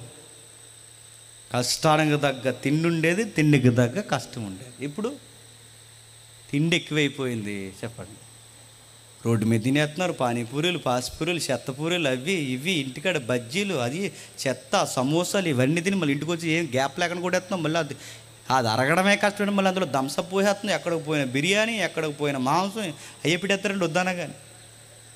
ఇవే పెడేస్తున్నావు. తినే నువ్వే హెల్దీ ఫుడ్ అనుకుంటున్నావా? బిర్యానీ అంటేనే అరగడం కష్టం, దాంట్లో వాడిని ఎసెన్స్ బట్టి. పైగా దానికి ఏం కలుపుతాం మనం? థమ్సప్ కలుపుతాం. అందుకే ఈరోజు చూడండి, ఇంకా పెళ్ళిగాని కుర్రోళ్ళు మీరు చూడండి. ఒకప్పుడు పెళ్ళయి 30 ఏళ్ళు 40 ఏళ్ళు ఉన్న వాళ్ళకి ఇప్పుడు మీకు 2 పిల్లలా అనేవారు. అలా లేరండి అనేవారు. ఇప్పుడు నీకు ఇంకా పెళ్ళి అవ్వలేదా అంటున్నారు. అవి అవుతుందా అంటున్నారు. ఎందుకంటే ట్యాంక్ వచ్చింది, ఇంత ట్యాంక్ ఇలా తిరుగుతున్నాడు. 6 months ప్రెగ్నెంట్ లేడీలాగా. ఎంత ట్యాంక్ అని అడుగుతున్నాను. అంత ట్యాంక్ సిగ్గేయట్లేదు. నేను చాలామంది అడుగుతారు, సిగ్గేయట్లేదు నీకు సొక్క వేసుకున్నప్పుడు అంటాను. ఎందుకంటే ఇప్పుడు పని తక్కువ, చెప్పండి, తిండి ఎక్కువ. ఇప్పుడు కష్టాన్ని తగ్గ పని ఉండేది. ఎంత తిన్నారో అంత పని చేసేవారు, అంత తినేవారు. ఇప్పుడు పని ఏదండి, వర్క్ లేవండి, కష్టపడాలన్న తత్వం ఏదండి. ఒక్కొక్కడేమో తినేసి ట్యాంక్ బందరు, ఒకడు మొత్తం తినకండి ఇలా వంగిపోతాడు ముందుకు. ఇలాగా నేను అడుగుతున్నాను, చూస్తామా? మనవల్ని మనవరాలని చూస్తామంటారా? లేదండి మేము చూస్తామండి, అందరిలా కాదండి, మేము 6 ప్యాక్ 0 ప్యాకులు మెయింటైన్ చేస్తున్నాం, మేము చూస్తామండి. అంటే 0 ప్యాకులు చేసిన వాళ్ళందరూ బతికేస్తున్నారా? 6 ప్యాక్ మెయింటైన్ చేసిన వాళ్ళందరూ బతుకుతారు. జిమ్ రూమ్లో చచ్చిపోతారు. వెళ్ళి చూడండి. రోడ్ల మీదకి వెళ్ళి మార్నింగ్ వాక్, ఈవినింగ్ వాక్ చేస్తున్నారు. వాకింగ్ చేస్తే బతికేస్తారా? యెహోవా యందలి భయభక్తులు లేకుండా ఇవన్నీ చేస్తే బతికేస్తారా? బతికేస్తాం అనుకుంటున్నారు. మేము మొలకెత్తిన విత్తనాలు తింటున్నామంటే విత్తనాలు తింటే బతికేస్తావా? అడుగుతున్నాను. మనకైనా ఎక్కువ తింటుంది విత్తనాలు. అది ఏంటి బతికేస్తుందా? నేను ఎవరా అన్నారు. నా క్వశ్చన్ నాకు తెలియదు, మామూలుగా అడుగుతున్నాను నేను. ఒకవేళ తప్పు అయితే నన్ను సరి చేయండి. చేపలు తింటే ఎక్కువ కాలం బతుకుతారన్నారు. నాకు క్వశ్చన్ వచ్చింది, చేప ఎంతకాలం బతుకుతుంది అని. ఎందుకది 3 నెలలు బతుకుతుందట, 4 నెలలు, 3 నెలలు బతికేది. చెప్పండి, అదే బతకట్లేదు, మనం బతికేస్తున్నాడు. ఒకవేళ బతికితే బతికారు, ఎంతకాలం బతికేస్తారు చెప్పండి? మొలకెత్తిన విత్తనాలు మేద్దాం, జిమ్ రూమ్లో బతికేస్తామంటే బతికేస్తారా? ఆ మధ్యకాలంలో ఊపేసింది ప్రపంచాన్ని. చావు అంచుకెళ్ళి వచ్చిందండి ప్రపంచంతో. ఒక జలక్కది అలా అంచుకెళ్ళి వచ్చాం. కరోనా. అందరూ ఆ కరోనాకి గడగడ వణికిపోయారు. ఆ టైంలో సూత్రాలు కనిపెట్టారు. సూత్రలేడు చెప్పిన ప్రధాని, మంత్రులు వీళ్ళందరూ కలిసి కరోనాని తరిమేయాలనుకుంటున్నారని మన వాళ్ళు కూడా కొన్ని కొత్త పాటలు కనిపెట్టారు. తొక్కండి తొక్కండి అని. అది మనం తొక్కేసి వెళ్ళిపోయింది. నేను అడుగుతున్నాను, పాటలు పాడేది వెళ్ళిపోద్దా? సూత్రాలు చెప్తే వెళ్ళిపోద్దా? మంత్రులు అండి, దేశ మంత్రులు చెప్పారండి. ఏమని చెప్తున్నా, ఇదిగో కరోనాకు మన నినాదం తెలిసి దాన్ని మనం దేశం నుంచి ప్రాళదోలదాం అన్నారు. ఏం చేయాలి సార్ అంటే, కంచాలు తండి, గ్లాసులు తండి, సాయంత్రం మేడెక్కండి, గట్టిగా అందరూ ఒకేసారి 7 గంటలకు కరెంట్ ఆఫ్ చేసి మేడెక్కి ఒకేసారి టంగ అని కొట్టి కరోనా పో అన్నారట. అలా వచ్చింది ఇంటికి. అది ఆడి సాంగ్ ఈడికి, ఈడి సాంగ్ ఆడికి తగిలి పోట వచ్చేసిందండి. పోని అడుగుతున్నాను, గ్లాసుకి ఇచ్చి కొడితే బతికేస్తావా? కంచం గ్లాస్ ఇచ్చి కొడితే బతుకుతావా? సూత్రం చెప్తే పోతా, పాట పాడేస్తే బతికేస్తావా? మనిషి బతకాలంటే గుర్తుపెట్టుకోండి, యెహోవా యందలి భయభక్తులు. ఫ్యామిలీ డాక్టర్ ఉన్న బతికే గుర్తుపెట్టుకోండి. ఆయన చిత్తానుసారంగా నడిచినాడు బతుకుతాడు. ఎంతకాలం మోసే జీవితం. ఇంటికి వెళ్తారు చదవండి. మోసే చనిపోయే సమయానికి ఆయన సత్తువ తగ్గలేదు, ఆయన కంటి చూపు మందగించలేదు. బాడీ ఇంకా ఫిట్ కరెక్ట్గా ఉందంట. అంటే ఏమర్థమవుతుందో చదువుతుంటే, ఆయన అనుకున్నంత కాలం ఆయన పిల్లలు బతుకుతారు అంతే. ఆయనను నిర్ణయించినంత కాలం బతుకుతారు. అలా అని ఏది పడితే తినేమని, ఏది పడితే అది వాడేమని కాదు. నీకు మేధాశక్తి, లాజిక్ ఇచ్చాడు కనుక ఇవి పాటిస్తూనే నువ్వు యెహోవా యందలి చెప్పండి భయభక్తులు కలిగి. ఎవరో తెల్లవారుజామున పార్కుల్లో ఈ వయసు అయిపోయిన వాళ్ళందరికీ సూత్రం చెప్తారు. రే ప్రతిదానికి కాపాడకండి రా, ఆయుష్ తగ్గిపోద్ది అంటారు. ప్రతిదాని సీరియస్ కొంచెం నవ్వండి రా అన్నారు. నవ్వు సీరియస్ కొంచెం నవ్వు అన్నారు. పెద్దవాళ్ళందరికీ నవ్వడం నేర్పించారు. ఈ పొల్లుడిపోయిన వాళ్ళందరికీ నవ్వుది తెల్లవారుజామున నవ్వేస్తుంటారంట. పార్కుకి వచ్చి ఆహాహా నవ్వేస్తుంటారు. ఒక ఆవిడ ఎక్కువ నవ్వేసి ఎక్కువ కాలం బతికేలని అని ఉండిపోయింది. తీసుకొస్తారు ఇంటికి, చచ్చిపోయింది. చచ్చిపోయింది. నవ్వుతే బతికేస్తారా? చచ్చిపోయింది. నేను అడుగుతున్నాను, యెహోవా యందలి భయభక్తులు కలిగి ఉంటేనే. ఒక ఎమ్మెల్యే కరోనా టైంలో నేను బతకాలనుకుంటున్నాను, నాకు దాపరించిందని బతికించండి, 5 కోట్లు ఇస్తానన్నాడు. ఫ్యామిలీ డాక్టర్ అన్నాడు. 5 కోట్లు ఇస్తానని బతికిస్తానంటే డాక్టర్ రివర్స్ అన్నాడు, నీకు 5 కోట్లు ఇస్తాను జనగిడికి వెళ్ళిపో అన్నాడు. ఎందుకంటే బతికించిన డబ్బు బతికించదు, డాక్టర్లు కాదు, ఆయన సెలవు అన్నారు. చెప్పండి, యాత్ర మర్చిపోయాం, బతికేయాలనుకుంటున్నాం, కానీ ఒకరోజు వద్దని నా యాత్ర ఒకటి ఉంది రెడీగా ఉంటాం. యాత్ర మర్చిపోయాం, పిల్లలను బతికేస్తున్నాం, ఎత్తుకెళ్ళిపోయే యాత్ర ఉంది మర్చిపోకు. ఆర్థిక పరిస్థితుల్లో బతికేస్తున్నాం, యాత్ర ఉందని మర్చిపోకు. సంసారంలో కొట్టుకుపోతున్నాం, యాత్ర ఉందని మర్చిపోకు. ఇవన్నీ నాకు దీవెన రావాలి అంటే బైబిల్ ఒక సూత్రం ముడిపెట్టింది. ఏమంటుంది? 4వ వచనం చూడండి. యెహోవా యందలి భయభక్తులు కలిగిన వాడు ఇలాగ ఆశీర్వదింపబడును. సియోనులో నుండి యెహోవా నిన్ను ఆశీర్వదించెను. నీ జీవితకాలం అంతయు యెరూషలేమునకు క్షేమము కలుగుట చూసేది కోసినడుతుందని చెప్పండి. దేవుడు ఎక్కడి నుంచి దీవిస్తాడట? సియోను యెరూషలేము. పాత నిబంధనలో సియోను యెరూషలేము అంటే దేవుడుండే సన్నిధి, దేవుని యొక్క మందిరం. ఆ రోజుల్లో సియోను యెరూషలేము అంటే దేవుడు ఉంటాడు, దేవుని మందిరము, దేవుని స్థలము అని అర్థం. ఈరోజు నేను అడుగుతున్నాను, దేవుని మందిరము, దేవుని స్థలం అంటే దేవుడు మనల్ని సియోనులోంచి ఆశీర్వదిస్తాడన్నాడు. ఇప్పుడు క్రొత్త నిబంధనలో కూడా మనల్ని ఆశీర్వదించాలి. సియోను యెరూషలేము నుంచి ఆశీర్వదిస్తాడంటే ఇప్పుడు ఇజ్రాయెల్ దేశం వెళ్ళమనా? ఇజ్రాయెల్ దేశం వెళ్తే దీవిస్తాడన్నా? కాదు. క్రొత్త నిబంధన సియోను మారిపోయింది, క్రొత్త నిబంధనలో యెరూషలేము మారిపోయింది, క్రొత్త నిబంధన అర్థం మారిపోయింది. క్రొత్త నిబంధనలో సియోను యెరూషలేము అంటే నీ లోకల్ చర్చ్, గుర్తుపెట్టుకో. నీ స్థానిక సంఘం అంటే దేవుడు మనల్ని ఎక్కడి నుంచి దీవించాలనుకుంటున్నాడు? సంఘములో నుంచి దీవిస్తా. ఎక్కడి నుంచట? నీ భార్యనైనా, నీ పిల్లలనైనా, నీ ఆర్థిక పరిస్థితులైనా, నీ ఆరోగ్యమైనా ఖచ్చితంగా నీకు దీవెనలు దొరికే ఒక స్థలం ఉంది. అది ఎక్కడ చెప్పు? నీ స్థానిక సంఘం.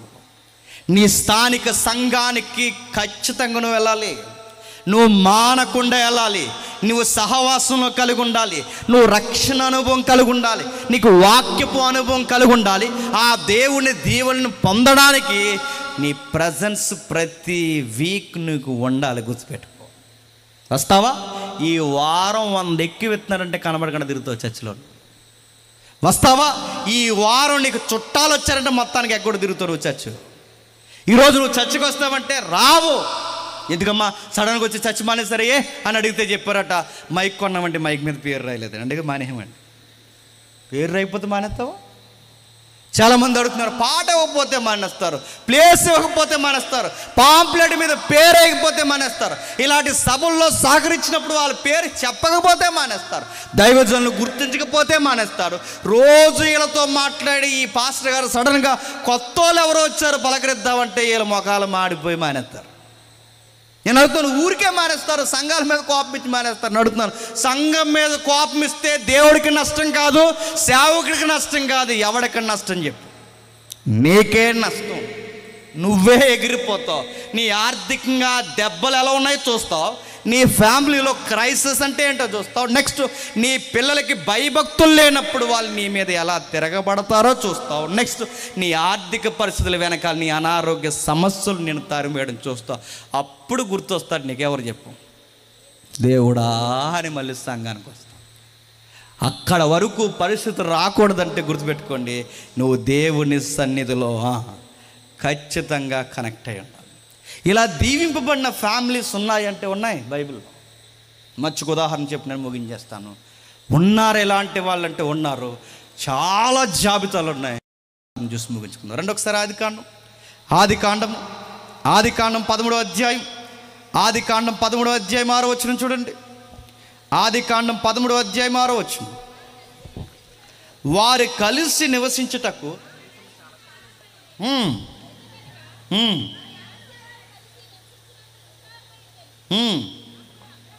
అప్పుడు అబ్రహాము పశువుల కాపర్లకును లోతు యొక్క పశువుల కాపర్లకును కలహము పుట్టెను. అక్కడ రాయబడిన మాట చూడండి, వారు కలిసి నివసించుటగా ప్రదేశము చాలకపోయినది, ఎందుకనగా వారి ఆస్తి వారు కలిసి నివసించలేనంత విస్తారమై ఉన్న. మీకు ఆలోచన లాజిక్ పనిచేస్తే, మీకు బైబిల్ చదివే అలవాటు ఉంటే అక్కడ క్వశ్చన్ ఉంది, పట్టుకోండి. ఇప్పటి వరకు ఏముంటే ఆర్థికంగా బాగుంటామని చదువుకున్నాం, చెప్పాలి. ఫ్యామిలీ పరంగా బాగుంటారని చదువుకున్నాం, పిల్లల విషయంలో బాగుంటారని, ఎలా ఉంటే బాగుపడతారని చదువుకున్నాం, యెహోవా యందలి భయభక్తులు ఉంటే బాగుంటారని చదువుకున్నాను. అడుగుతున్నాను, ఈ 13వ అధ్యాయంలో ఎవరున్నారండి? అబ్రహాం ఉన్నాడు, చెప్పండి. లోతు ఉన్నాడు. అదొక ఉమ్మడి కుటుంబం. ఉమ్మడి కుటుంబంలో ఏ విషయం మీద గొడవలు వచ్చాయట? అదేంటి? దేవుని యందలి భయభక్తులు కలిగి ఉన్నవారు చక్కటి ఆర్థిక పరిస్థితుల్లో బాగుంటారని కీర్తనలో చెప్పినప్పుడు, ఆర్థికంగా బాగుంటారని కీర్తన చెప్పినప్పుడు, అబ్రహాము గారు లోతు గారు ఉమ్మడి కుటుంబంలో ఆర్థిక విషయాల్లోనే ఎందుకు గొడవలు వచ్చాయి? వారు నివసించలేకపోతున్నారు. మీరు బాగా వినండి, అన్నదమ్ములు బాగానే ఉంటారండి, ఏమీ లేనప్పుడు చక్కగా నడుస్తారు. ఏమన్నా పెరిగాకే చెప్పండి గొడవలు వచ్చేస్తాయి. వెనకాల ఉంటారుగా. ఇక్కడ అబ్రహాముకి లోతుకి డైరెక్ట్ గొడవ రాలేదు, కానీ వెనకాల ఉన్నాయి తోకలు. ఆ తోకలెట్టే గొడవ. మన ఇంట్లో అన్నదమ్ములకు రావగానే తోకలు వచ్చి గొడవలు. ఇలాగన్నదో తోక ఏంటి, ఇంకా నువ్వు అన్నయ్య తమ్ముడు అని తిరుగుతావు, ఇంకా నువ్వు తమ్ముడు అని తిరిగితే రేపొద్దున్న మనం ఏమవుతాం? మన పిల్లలు పుడితే మనం ఏమవుతాం? ఇంకా నువ్వు తమ్ముడిని సక్కబెడుతుంటే అనగా నీకు డిమ్ముని జ్ఞానోదయం అయినట్టు ఉంటుంది. వెంటనే ఏం చేయమంటావు? పెట్టే దడెట్టించి అడ్డంగా తమ్ముడు అన్నయ్య చెప్తుంది, ఇంకా నువ్వు అన్నయ్య అని తిరుగుతావేంటి? ఇంకా అన్నయ్యకే పెట్టుబడి పెట్టి నువ్వు పెడితే మనము మన పిల్లలు మన బడ్జెట్ అంతా ఏమవుద్ది? ఏం చేయమంటే పెట్టించే, గోడెట్టించే. ఇద్దరికి తోకల సలహాలు ఎలా ఉంటాయి. అబ్రహాము గారికి లోతు గారికి గొడవలు రాలేదు, కానీ దమ్మిడి తేనోలు గొడవ పెడుతున్నారండి. నేను అడుగుతున్నాను, మీ కూలి పని తీసుకుని పోక వీళ్ళ గొడవలు పెట్టడం ఏంటండి?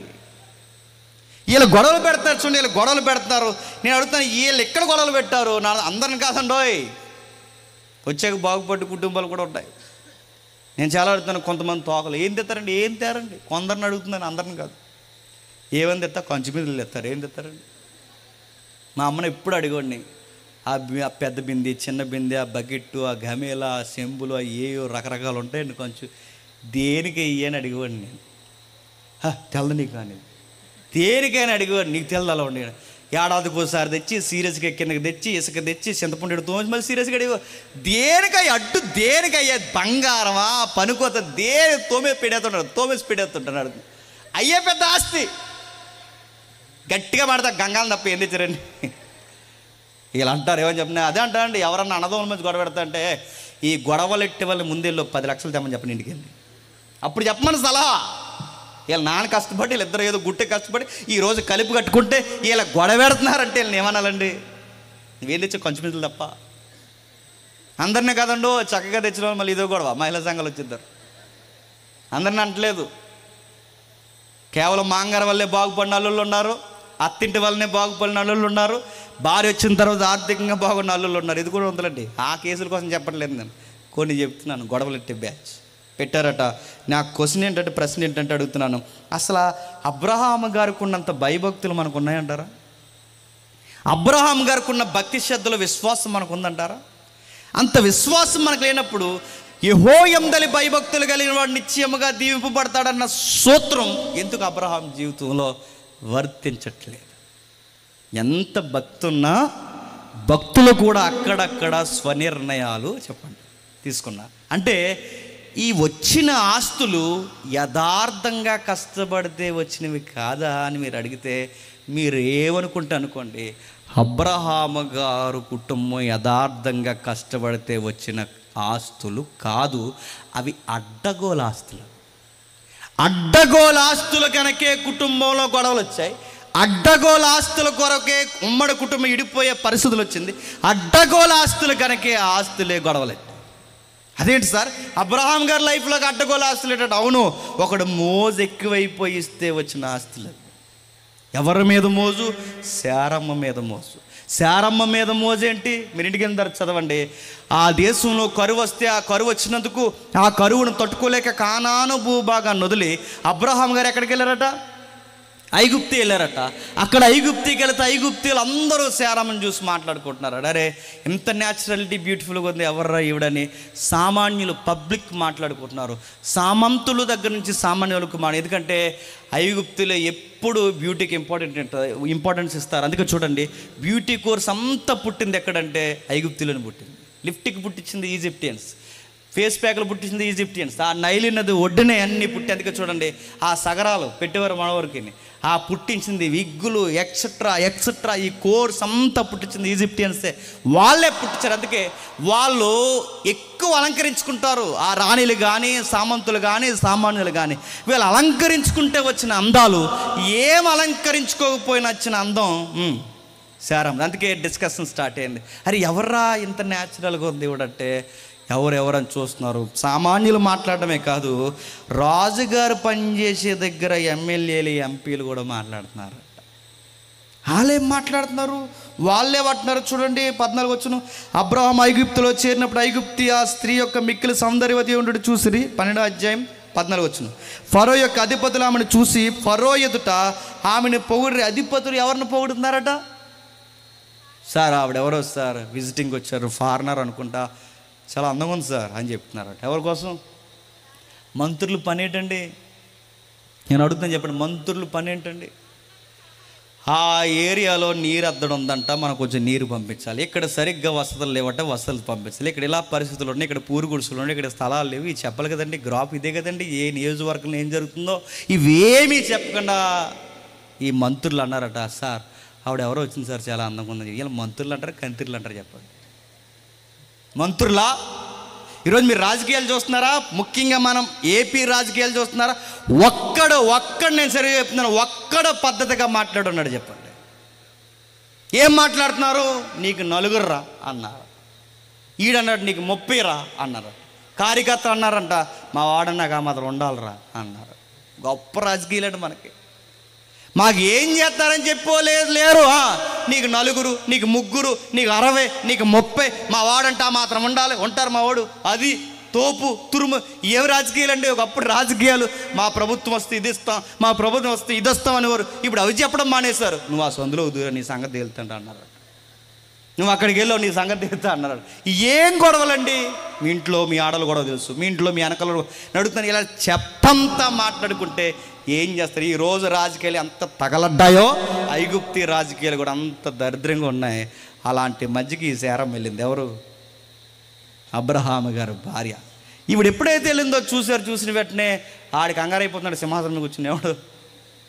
అవునా, మన ఈజిప్ట్లోనే మొత్తం అంత అట్రాక్షన్గా ఉంది ఆవిడంటే, అవును పిలిపించండి, ప్యాలెస్కి పిలిపించారు. చూశాడు, నిజంగా వాళ్ళు చెప్పిన దానికి తగ్గట్టుగానే ఈవిడ కనబడింది. ఆ వాక్ అయిపోయాడు. ఎవరున్నారు ఈవిడికి? రెసిడెన్షియల్ ఎవరు ఇస్తున్నారు? ఎవరు ఉంటున్నారు ఈవిడికి? ఎక్కడుంటుంది ఈవిడితో? ఈవిడికి ఎవరు దగ్గరుండి చూసుకుంటున్నారు అనగానే అన్నయ్య అని తిరుగుతున్నారు. ఎవరు? ఆయన చెప్పాడు దారిలో, ఇంకో నువ్వు చాలా అందంగా ఉంటావు, నువ్వు అక్కడికి పోయి ఏవండి అన్నావంటే నన్ను చంపేస్తారు అక్కడ. ఎందుకంటే అక్కడ డబ్బులు ఉన్నాయి, అక్కడ సంపద ఉంది, అక్కడ ధాన్యం ఉంది, కానీ అక్కడ విలువలు లేవు. రొంపు రాజకీయాలు ఉన్నాయి, చంపేస్తారు. అందుకే అందరూ చూస్తుండగా నేను చెల్లి అంటాను, అందరూ చూస్తుండగా నువ్వు నన్ను అన్నయ్య అని పిల్లాను. ఇంకే ఇలాంటి పరీక్ష ఎవరికి రాకూడదండి. అలా పిలిచారు, వచ్చినట్టునే అన్నయ్య చెల్లి అని పిలుచుకుంటే ఈ తెంగరోడు సింహాసనం కూర్చుని ఆమె అన్నయ్య ఆయన ఈవిడ మనతో డైరెక్ట్గా మాట్లాడదంటారా అన్నారు. ఆవిడ నీతిని కదా ఎవరితో ప్రపంచం రాజు వచ్చినా మాట్లాడదు ఆవిడ అంతే. సేరమ్మ అంటే సేరమ్మ అంతే. ఆవిడ పద్ధతి, ఆవిడ నడవడిక, ఆవిడ గుణగణాలు పేదరులో కోట్ చేస్తారండి. పేదరు పత్రికలో ఆమె అలంకరణ, ఆత్మీయ అలంకరణ, బాహ్య అలంకరణ ఎంత దేవునికి ఇంపుగా ఉందో చూపిస్తాడు. ఇలాంటి ఆమె ఇప్పుడు వచ్చింది, ఆవిడ ఎవరితో మాట్లాడదు. ఇప్పుడు ఈవిడితో మాట్లాడాలంటే ఎవరు ఉన్నారు? పక్కన ఒక చెల్లి అని తిరుగుతున్నారు. ఎవరు చెప్పు? బావగారిని పిలిపించండి అన్నారు. ఈ బావగారిలో పిలిపోతాడు ఎవరు? ఆయన్ని పిలిపించాడు. చెల్లిగారితో మనం మాట్లాడి కమ్యూనికేషన్లోకి రావాలి అంటే చెప్పండి, బావగారికి గిఫ్ట్లు ఇవ్వాలి. బావగారు అని లేదు కానీ నేను మామూలుగా చెప్తున్నాను, మీకు గిఫ్ట్లు ఇస్తాను. ఆ గిఫ్ట్లు ఏంటంటే 16 వచనం, అతడు ఆమెను బట్టి అబ్రహాముకి మేలు చేసిన ఎవరిని బట్టి అండి? శారమ్మను బట్టి ముఖం తెలియనోడికి మేలు చేసను. అందువలన అతనికి గొర్రెలు, గొడ్లు, మగగాడుదులు, దాసులు, పనికత్తులు, ఆడగాడుదులు, ఒంటెలు చూసారా ఇయ్యబండి. ఎన్నంట అక్కడ చెప్తున్నా చూడండి. గొర్రెలు, గొడ్లు, మగగాడుదులు, దాసులు, పనికత్తులు, ఆడగాడుదులు ఇవన్నీ ఇచ్చను. అయితే యెహోవా అబ్రహాం భార్య అయిన శారాయిని బట్టి ఫరో అతని ఇంటి వారిని మహావేదన చేత బాధించి ఎన్ని ఇచ్చాడట? ఫరో ఆస్తుల మీద ఆశలు ఇచ్చాడు. గొడ్లు ఇచ్చాడు, గొర్రెలు ఇచ్చాడు, అంటే పశు సంపద, దాసులు ఇవన్నీ ఇచ్చాడు. ఇచ్చి ఏదో ఒకలాగా మచ్చిక చేసుకుని ఆవిడని చేసుకుందాం అనుకున్నాడు. ఎవరిని? శారమ్మని. దేవుడు అన్నాడు శవడాలు తీసేస్తా అన్నాడు. ఎవరికి? వాళ్ళేదో భయపడి మానవతావాదంతో బిక్కుమని దేశానికి వస్తే సంసారం ఉన్న నీవు సన్నాసిగాడిలాగా ఆ సంసారంలో అడుగెడతానన్నట్టు నీ మెడకాయ మీద అని రాత్రి వార్నింగ్ ఇచ్చాడు. మన దేవుడు ఎలాంటి చెప్పినా మనం ఆయన ఎడల భయభక్తులు కలిగి ఉంటే మన సంసారంలోనికి ఏక కూడా రానోడు గుర్తుపెట్టుకోండి. ఆయన బయటికి వెళ్ళి ఏం చేస్తాడు? మా ఆవిడ ఇంటికాడ ఉండి ఏం చేస్తాను? ఆఫీసులో ఫీల్ అవ్వ ఏం చేస్తారు? ఏం చేయరు. నువ్వు యెహో ఎందల భయభక్తులు తేడా వచ్చిందో ఆ తేడా వచ్చినోడు సంగతి చూస్తాడు. నిన్ను కళ్ళు కప్పారో నీ కళ్ళు కప్పునోళ్ళు కూడా మంచం ఎక్కిస్తాడు. గుర్తెట్టుకో. వేదనల చేత బాధించండి. పొరుగులు సంసారంలో అడుగులు పెడితే వేదనల చేత బాధించండి. బుద్ధి చెప్పును. ఏమైంది? రాత్రి ఆడికి జ్ఞానం అయింది. అయ్యా ఏమైంది అంటే, బావగారు అనుకుంటున్నావా? అలా ఆయన రా తెల్లారేసరికి పంపలేదు, మొత్తం సింహాసనం సేకైపోద్ది అన్నాడు. తెల్లారేసరికి 20 వచనంలో మరియు ఫరో అతని విషయమై తన జనులకు ఆజ్ఞాపించినందున వారు అతని భార్యను అతని కలిగిన సమస్తమును పంపివేశారు. తనకు కలిగిన సమస్తమును పంపివేశారు. సమస్తము గొర్రెలు, గొడ్లు, మగాడులు, దాసులు, పనిగత్తులు, ఆడగాడులు, ఒంటెలు, ఈ ఎంత ఆస్తి కలిపి బాబు నీకు, నీ ఫ్యామిలీకి, నీ పిలుపులకి నమస్కారం, అర్జెంటుగా వెళ్ళిపోయి నీ దేవుడిని నేను చంపేస్తా అన్నప్పుడు ఆ ఆస్తులు పట్టుకుని వచ్చేసాడు. ఎక్కడి నుండి? ఐగుప్తు. ఆ ఆస్తులు పట్టుకుని ఎప్పుడైతే వచ్చారో 6వ వచనంలో వారు కలిసి నివసించడానికి ఆ ప్రదేశం చాలకపోయాను. ఎందుకనగా వారు ఆ ఆస్తి విస్తారముగా కలిగి నివసించుట చేత ఉండలేకపోయారు. అంటే ఇప్పుడు అబ్రహాము గారికి వచ్చిన ఆస్తులు కష్టపడితే వచ్చిన ఆస్తులు కాదు. చెప్పండి, అబ్రహాము గారికి ఆస్తులు ఎక్కడివి? ఆ ఊరనే పట్టణం నుంచి వస్తున్నప్పుడు సిల్లుగవ్వ తేవద్దన్నాడు దేవుడు. ఏదన్నా ఆస్తి ఉందంటే దేవుడిచ్చింది ఆస్తి వల్ల కానాను భూభాగం తప్ప ఈ ఆస్తులు ఎలా వచ్చాయి? ఈ కరువు కాటకంలో ఎక్కడ ఉండాల్సిన వాడు అక్కడికి వెళితే ఆ అడ్డగోలు మనుషులు గిఫ్ట్లుగా ఇస్తే ఆ గిఫ్ట్లు తెచ్చుకున్నారు కూడా. ఆ ఆస్తుల వలన ఏమైంది చెప్పండి? గొడవలు అయ్యాయి. అన్నమాట అర్థమవుతుందా? ఆ ఆస్తులు అంటే మీకు ఏమర్థమవుతుంది? ఏదోలా ఎదిగిపోదామంటే ఎదిగిపోవు, సిదిగిపోతావు. గుర్తెట్టుకో. ఏదోలా దాచేద్దామంటే నీ వల్ల వదర అయ్యా అని బైబిల్ చెబుతుంది. నా తెలివితేటలతో వాడి దగ్గర 1000 కొట్టేసాడు. దాని తెలివితేటలు అనరు. గుర్తెట్టుకో. క్రైమ్ మైండ్ సెట్ అంటారు. ఇలా ఎంతకాలం ఎదుగు వాడి దగ్గర 1000 లాగుతావు, 1,00,000 ఎగిరిపోతావు. ఏమనుకుంటున్నావు? వాడి దగ్గర ఎలా లాగేద్దాం అని నీ తెలివితేటలు అనరు. అవి లాగే. కష్టపడకండి, ఎదుటోడు తెచ్చే, ఎంతకాలం ఉంటావో చూడు, యథార్థత లేకుండా భక్తి లేకుండా పోగై ఎలా ఉంటుంది అనంతకాలంలో చూస్తా దెబ్బలు అలా ఉంటాయి. అబ్రహాం చూశాడు, గుట్టుగా ఉమ్మడిగా ఇన్ని సంవత్సరాలు ప్రయాణం చేసిన కుటుంబం ఈ ఆస్తులు వచ్చాక మొక్కసెక్కలైపోయింది. లోతు అన్నాడు నేను వెళ్ళిపోతా అన్నాడు. అబ్రహాం అన్నాడు ఒక మాట అర్థమైంది, వెళ్ళిపోతే వెళ్ళిపో, నాకు ఈ ఆస్తులు వద్దు, ఈ ఆస్తులు, ఈ ఐశ్వర్యాలు, ఈ భూభాగాలు ఇవేమొద్దు, నాకు విషయం చాలు, నాకు పాఠం అర్థమైంది, నాకు దేవుడు ఉంటే చాలు. లోతు నీకు విషయం చెప్తున్నాను, ఆస్తుల కొరకు మనం గొడవలు పెట్టుకోవడం ఏంటి? బయట వాళ్ళకి బాగోదు. ఆస్తుల కొరకు మనం గొడవలు పెట్టుకోవడం, దేవుని పిల్లలం మనం గొడవలు పెట్టుకోవడం ఏంటి? బయట వారికి సిరాగ్గా ఉంటుంది. మనం గొడవలు పెట్టుకుంటే అది దేవుని దృష్టికి మంచిది కాదు, ప్రజల దృష్టికి మంచిది కాదు. నేను అడుగుతున్నాను, నీకు డబ్బులే కావాలా? తీసేసుకో. ఈ ఎకరాలు కావాలా? తీసేసుకో. ఆ కుడివైపు కావాలా? తీసేసుకో. ఆ తూర్పుని కావాలా? తీసేసుకో. ఆ దక్షిణానికి కావాలా? తీసేసుకో. నీకు ఎక్కడ కావాలంటే అక్కడ తీసుకో. నేనేం తీసుకోను. నాకు కలిసి వచ్చే ఆస్తులు ఏమొద్దు. అసలు రైట్ హక్కులు మాట్లాడడం మొదలెడితే లీగల్గా నాకు వర్తిస్తాయి, కానీ ఇన్ని రైట్స్ నాకున్నా నేను ఎప్పుడు ఏ ఫైట్ నేను చేయను. మొత్తం నువ్వు తీసేసుకో. నేనన్న వాడిని ఎవరిని బట్టి ఇక్కడికి వచ్చానో ఆ దేవుడు నాకుంటే చాలు. లోతు ఐగుప్తు వెళ్ళొచ్చాక మరి ఎక్కడ డిస్టర్బెన్స్ అయ్యాడు నాకు తెలియదు, కానీ లోతు కూడా ఆస్తులు పిచ్చి పట్టేసింది. ఆస్తుల పిచ్చి ఎప్పుడైతే పట్టిందో లోతు గారు ఆ సుదీర్ఘంగా సొదొమ గొమొర్రాల్లో మంచి పచ్చని మైదానాలు ఇవన్నీ ఉండడం చూశాడట. చూసి అక్కడ గుడారం వేసుకున్నాడట, ఫ్యామిలీని అక్కడ పెట్టాడట. ఏమయ్యాడట? ఆ ఫ్యామిలీ మొత్తం ఆస్తులను బట్టి అబ్రహాము సహవాసం వదిలి వెళ్ళిపోయి సిదిగిపోయారు. ఇలా అంటే బాగున్నాయి. ఏంటి నా తండ్రి తర్వాత తండ్రి అంత తోడువి, ఈ వెనకాలలో వచ్చి గొడవలు పెడితే వీళ్ళ వల్ల నేను దూరం అయిపోవడం పెట్టి కలిసి బతుకాం, కలిసి చచ్చిపోదాం. దేవుడి పిలుపు నీ పిలుపే నా పిలుపుని అనుకుని వచ్చాను, నీ భక్తే నా భక్తి అని అనుకుని వచ్చాను, నీతో పాటు నేను ఉంటాను, నువ్వు ఎక్కడ చచ్చిపోతే నేను అక్కడే చనిపోతాను అని రూతమ్మలా మాట్లాడితే బాగున్న లోతు అలా వెళ్ళిపోతావంటే వెళ్ళిపోతాను అన్నాడు. వెళ్ళిపోయాడు. ఏమయ్యాడు? టెంట్ వేసుకున్నాడు, టెంట్లో కాపురం పెట్టాడు, ఆ పిల్లలతో నివసించాడు, భార్యతో నివసించాడు. ఆస్తులు పిచ్చి అలా ఆవిడకి కూడా వచ్చేసింది. అలా ఆవిడ చూసింది. దేవుడు చెప్పాడు ఎనిదిరిగి చూడొద్దు, ఎనిదిరిగి చూడొద్దు అంటే ఆస్తుల మీద పిచ్చి ఎనిదిరిగి చూసింది. ఉప్పు స్తంభం. లోతు చెడ్డోడా అంటే చెడ్డోడు కాదు. లోతు పోకిరి పనులు చేస్తాడే చేయుడు. లోతు భక్తిపాడు అంటే భక్తిపాడు. లోతు నీతిమంతుడు అంటే నీతిమంతుడు. దినదినము సొదొమ పనులను బట్టి తన మనసును నొప్పించుకున్నట్టు నొప్పించుకోడు. కానీ చిన్న మైనస్ ఉంది, ఆ భూభాగాలు వదిలి రాలేదు. ఆ ఒక్క మైనస్ చాలు తన్ని వెంటాడడానికి, ఆ ఒక్క మైనస్ చాలు తన కుటుంబం ఎగిరిపోవడానికి. ఆ యెహోవా సన్నిధి సహవాసమైన అబ్రహాము గారిని, ఆయనతో భక్తిని వదిలి దూరం వెళ్ళాడు. ఏం సాధించాడు? నేను ముగించేస్తున్నాను. కూతుర్లకి చెప్పాడు, అల్లుళ్ళకి చెప్పాడు, భార్యకి చెప్పాడు, దేవుడు మనల్ని ఎనిదిరిగి చూడొద్దు అన్నాడు, వెళ్ళిపోదామని. భార్య చూడొద్దంటే చూసింది.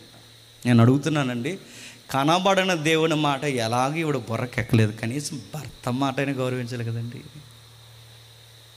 నేనేమంటున్నాను చెప్పనా? ఆ భర్త అంటేనే ఆవిడకి అంత సీరియస్నెస్ చెప్పండి. అలాగా అంటాడా మనిషి అనుకుంది అంతే. భార్య పట్టించుకోలేదు. నెక్స్ట్ అల్లుళ్ళకి, ఆ 19వ అధ్యాయం మీరు ఇంటికి వెళ్ళిన తర్వాత చదవండి. అల్లుళ్ళారా, ఇదిగో నా కూతుర్లకి యజమానులు అవ్వబోతున్న అల్లుళ్ళారా, రండి, దేశాన్ని దేవుడు పాడు చేయబోతున్నాడు రండి అంటే వీళ్ళు అన్నారట, నీ కామెడీ లాభం మాంగారు అన్నాడు. అక్కడ ఉంటుంది చూడండి, ఎగతాళి చేయు అని వలే అని ఉంటుంది. అల్లుళ్ళు లోకు కట్టారు, భార్య లోకు కట్టారు. బాధాకరమైన విషయం, కూతుర్లు లోకు కట్టారు. కూతుర్లు ఎంత లోకు చెప్పినా, నాన్నకి మద్యం పట్టించేసి చేయకూడని పని చేద్దాం అనుకున్నారంటే అంతలోకి వాళ్ళు లోతుగారంటే. మెలుగు వచ్చిన తర్వాత సృహ ఆ యొక్క మత్తు వదిలిన తర్వాత ఇదే పిచ్చి పని ఏమండా అనా లేడా? సరే ఏమైపోయిందో లోతు గారు, నేను బాగానే ఉన్నాను అనుకున్నాడు, కానీ వెనక్కి తిరిగి చూసుకుంటే వెనకాల ఉన్నవారు ఎవరు బాగాలేదు, నాశనం అయిపోయారు. నేను ఎందుకు చెప్తున్నాను చెప్పనా? ఆస్తులు మధ్యలో వచ్చాక వాటి ప్రభావాన్ని చూసి వీటి వలన డిస్టర్బెన్స్ ఉందని వదిలేసిన అబ్రహాం బాగుపడ్డాడు. అవి పట్టుకుని కొనసాగి యథార్థత లేకుండా పోగేసుకుని తిరిగిన లోతు కుటుంబం చెప్పండి దెబ్బలు తినేసి. ఇప్పుడు చెప్పండి, ఈ కీర్తన ఒకరికి మ్యాచ్ అవుద్ది, ఒకరికి మ్యాచ్ అవుద్ది? ఎవరికి చెప్పండి? అబ్రహాం గారి లైఫ్కి సెట్ అవుతుంది, లోతు గారి లైఫ్కి సెట్ అవ్వలేదు. అబ్రహాం గారి జీవితంలో ఆస్తులు లేవు, యెహోవాయే ఆస్తిగా ఉన్నాడు. అబ్రహాం జీవితంలో లోగిటి భార్య ఫలించు ద్రాక్షవల్లి, శారమ్మ ఫలించు ద్రాక్షవల్లి. ఆ తల్లి తనకి కలిసి వచ్చే చక్కటి భార్య, ఎప్పటికీ ఉత్తమ తల్లి. లోగిట భార్య అబ్రహాం ఇంట్లో ఫలించు ద్రాక్షవల్లి. లోతు భార్య ఫలించు ద్రాక్షవల్లి కాదు, మరి ఫలింపు లేకుండా ఉప్పు స్తంభం అయిపోయింది. అబ్రహాం గారి యొక్క పిల్లలు ఎలాంటి కొడుకు పుట్టాడండి? నాన్న అని పిలుస్తున్న ఆ కొడుకుని ఈ కట్టెల మొప్పు మొయ్యరా అంటే మోస్తారా? మన కొడుకులు మోస్తున్నారా? చేలో క్యారేజీ పట్టుకెళ్ళరా, నాన్న ఇంకా రాలేదంటే క్యారేజీ పట్టుకెళ్ళడానికి వీడికి ఎంత నామూసి. వీడికి ఏమన్నా నువ్వు రిలయన్స్ అధినేత మీ తాతయ్య అనుకుంటున్నావా? ఆయన వల్ల బతుకుతున్నావు, గుర్తుపెట్టుకో. ఏదో బిల్డప్లు ఇస్తాను మన విలేజ్లో చాలామంది నేను చూస్తాను. మనకు లేదంటే లేదు, మేము పేదరికంలో డిగ్నిటీగా ఉంటాం సార్ అని చెప్పాలి. మనకి నాన్న పరిచయం చేసుకోవడానికి సిగ్గు, అమ్మను పరిచయం చేసుకోవడానికి సిగ్గు, వాళ్ళకి ఏమన్నా పట్టుకెళ్ళడానికి సిగ్గు. కానీ అబ్రహాము అబ్బాయి ఇస్సాక్ గారిని చూడండి, కట్టెలు మోయమంటే మోయమంటాడు, కూర్చోమంటే కూర్చుంటాడు. ఆ భూభాగం అంతటికి అబ్రహాముకి దేవుడు ఆ దేశాన్ని రాసి ఇచ్చేస్తే, ఇప్పుడు అబ్రహాం చనిపోతే ఆ దేశం అంతటికి వారసుడు ఎవరు చెప్పండి? ఇస్సాకే ఆ దేశానికి వారసుడు. కానీ అంత వారసుడు కట్టెలు మోయమంటే మోసాడంటే మనం అడుగుతున్నాను, మనకి దేశం అంతా మన పేరు మీద లేదు, ఒక అరెకరం ఉందా మనకి? అడుగుతున్నా, ఒక ఎకరం ఎంత బిల్డప్లో మనకి. నాన్న మాట అమ్మ మాట వినండి, వాళ్ళ కష్టాలు జీతాన్ని గౌరవించండి. అబ్రహాం గారు అబ్బాయి గౌరవించండి. నాన్న మోస్తాను నాన్న, పట్టుకెళ్ళారు, కొండపైకి పట్టుకెళ్ళారు, చేతులు కట్టేస్తున్నాడు. వయసు అయిపోయిన అబ్రహాం బిగిస్తుంటే వయసులో నీ కుర్రోడు, నన్ను ఏం చేస్తున్నావు? అన్నీ ఉన్నాయి, గొర్రెపిల్ల లేదంటే ఆ మౌనం వెనకాల అర్థమైపోయింది, ఆ గొర్రెపిల్ల ఎవరో కాదు నువ్వే అని. మౌనం గుండిపోయాడు. కత్తి పైకెత్తాడు, కట్టెలు పేర్చాడు. ఆ కత్తి పైకెత్తి నరికేస్తున్నప్పుడు అబ్రహాం గారు కుమారుడు ఇస్సాకు చాలా మౌనంగా ఉన్నాడంట. నేను అడుగుతున్నాను, ఎవరికి వయసు అయిపోయింది, ఎవరు వయసులో ఉన్నారు చెప్పండి? ఇస్సాకు వయసులో ఉన్నాడు. వయసులో ఉన్న ఇస్సాకు తిరగబడితే అబ్రహాము గారు గొడవాడగలడా? పరిగెట్టగలడా? నీ పిచ్చి భక్తి నా మీద రుద్దుతున్నావు ఏంటంటే ఆగలడా? కానీ ఇస్సాకు ఏమని చెప్పాడు, నాన్న ఈ నాన్నని ఆ తండ్రి ఈ తండ్రిని బలి కోరితే, ఈ తండ్రి కొరకు ఆ తండ్రి కొరకు ఈ తండ్రి నలిగిపోతే, ఈ తండ్రి కొరకు చచ్చిపోయే ఉత్తమ కొడుకు నీ కొడుకు నాన్న, నేను చచ్చిపోతా అన్నాడు. నువ్వు నన్ను నరికేస్తావో పొడిచేస్తావో ఏం చేస్తావో చేయి, నేను చావడమే నీ దేవుని చిత్తం. నీ చిత్తం అయితే మీ కొరకు నేను చచ్చిపోవడానికి రెడీ. అంత మౌనం ఉంది ఆయన వెనకాల.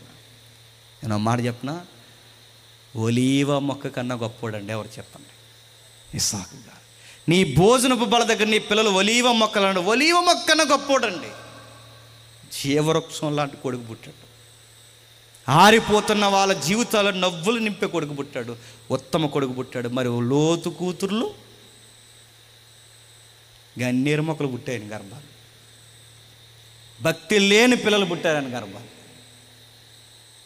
అబ్రహాం గారి జీవితాలు 175 years మనకు కనబడుతుంది. భారెడి కాలం యాకోబుని యాసావుని కూడా చూశాడట, ఎంతకాలం బతికాడండి. కానీ లోతు గారు ఆయన గ్రాఫ్ ఏంటి ఇలా ముగిసిపోతుందని చాలా విచిత్రంగా ఉంటుంది. నేను ముగించేస్తున్నాను. ఆ కీర్తన అబ్రహాం గారికి మ్యాచ్ అవుతుంది, ఆ కీర్తన లోతు గారికి మ్యాచ్ అవ్వట్లేదు. నేను ముగించేస్తున్నాను. ఈ రెండు కుటుంబాల్లో నీ కుటుంబం దేనిని పోలుందో చెక్ చేసుకో. నీకు భక్తి ఉంటే కాదు, నీ వెనకున్న వాళ్ళకి భక్తి ఉందా చెక్ చేసుకో. నీకు భయభక్తులు ఉంటే కాదు, నీ వెనకాల ఉన్నవారు చెక్ చేసుకో. అబ్రహాము వలే ఉండు, ఏమీ లేకపోయినా దీవెనలకు వారసుడు అవుతాం. లోతు వలె ఎగేసుకుంటూ పోగేసుకుంటూ వెళ్ళు, నష్టాలు సవజూస్తాం. నేను ముగించేస్తున్నాను. కీర్తన గ్రంథం ఏం సెలవిచ్చిందంటే, యెహోవా యందలి భయభక్తులు కలిగిన వాడు ఎలాగూ దీవింపబడును. ఇదే మాట క్రొత్త నిబంధనలో చెప్పాడు. మీరు ఇంటికి వెళ్ళిన తర్వాత చదవండి.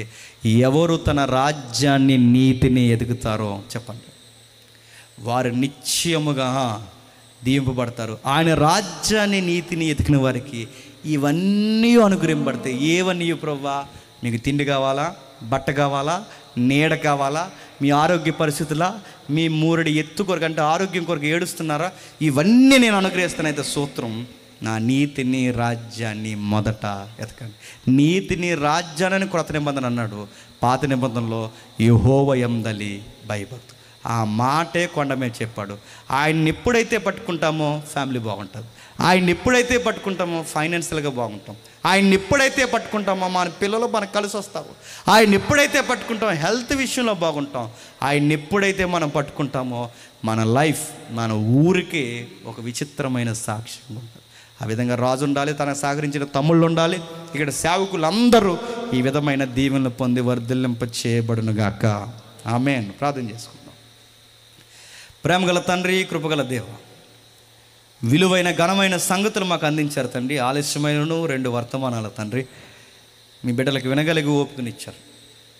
మొదటి వర్తమానంలో తండ్రి సువార్త విషయంలో ఏ తీవ్రత ఉండాలో తమ్ముడు ద్వారా మాట్లాడారు.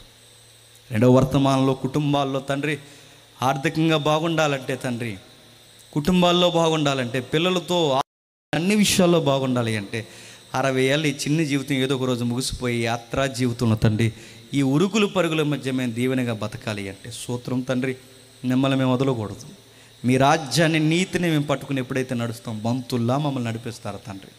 దీవెనల చేత మమ్మల్ని వర్ధిల్లింపజేస్తారు తండ్రి. మీరు కోట్ల రూపాయలు మాకు ఇస్తారని నేను అనడం లేదు కానీ తండ్రి, ఉన్న దానిలో మాకు తృప్తినిస్తారు.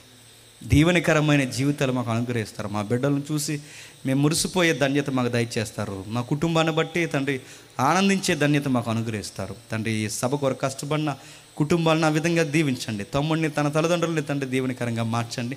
స్థానిక దైవజనులను ఆయన కుటుంబాన్ని తండ్రి మరింత మీ ఆశీర్వాదాల చేత నడిపించండి. వేదిక మీద సేవకులు క్రాంతి కుమార్ గారిని, నా జత పని వారిని, ఇంకా సేవకులు ఎవరైతే రెడ్డి గారు తండ్రి ఇంకా ఎవరైతే ఉన్నారో వీళ్ళందరినీ తండ్రి మరింత సత్యానికి స్తంభాలుగా కట్టండి.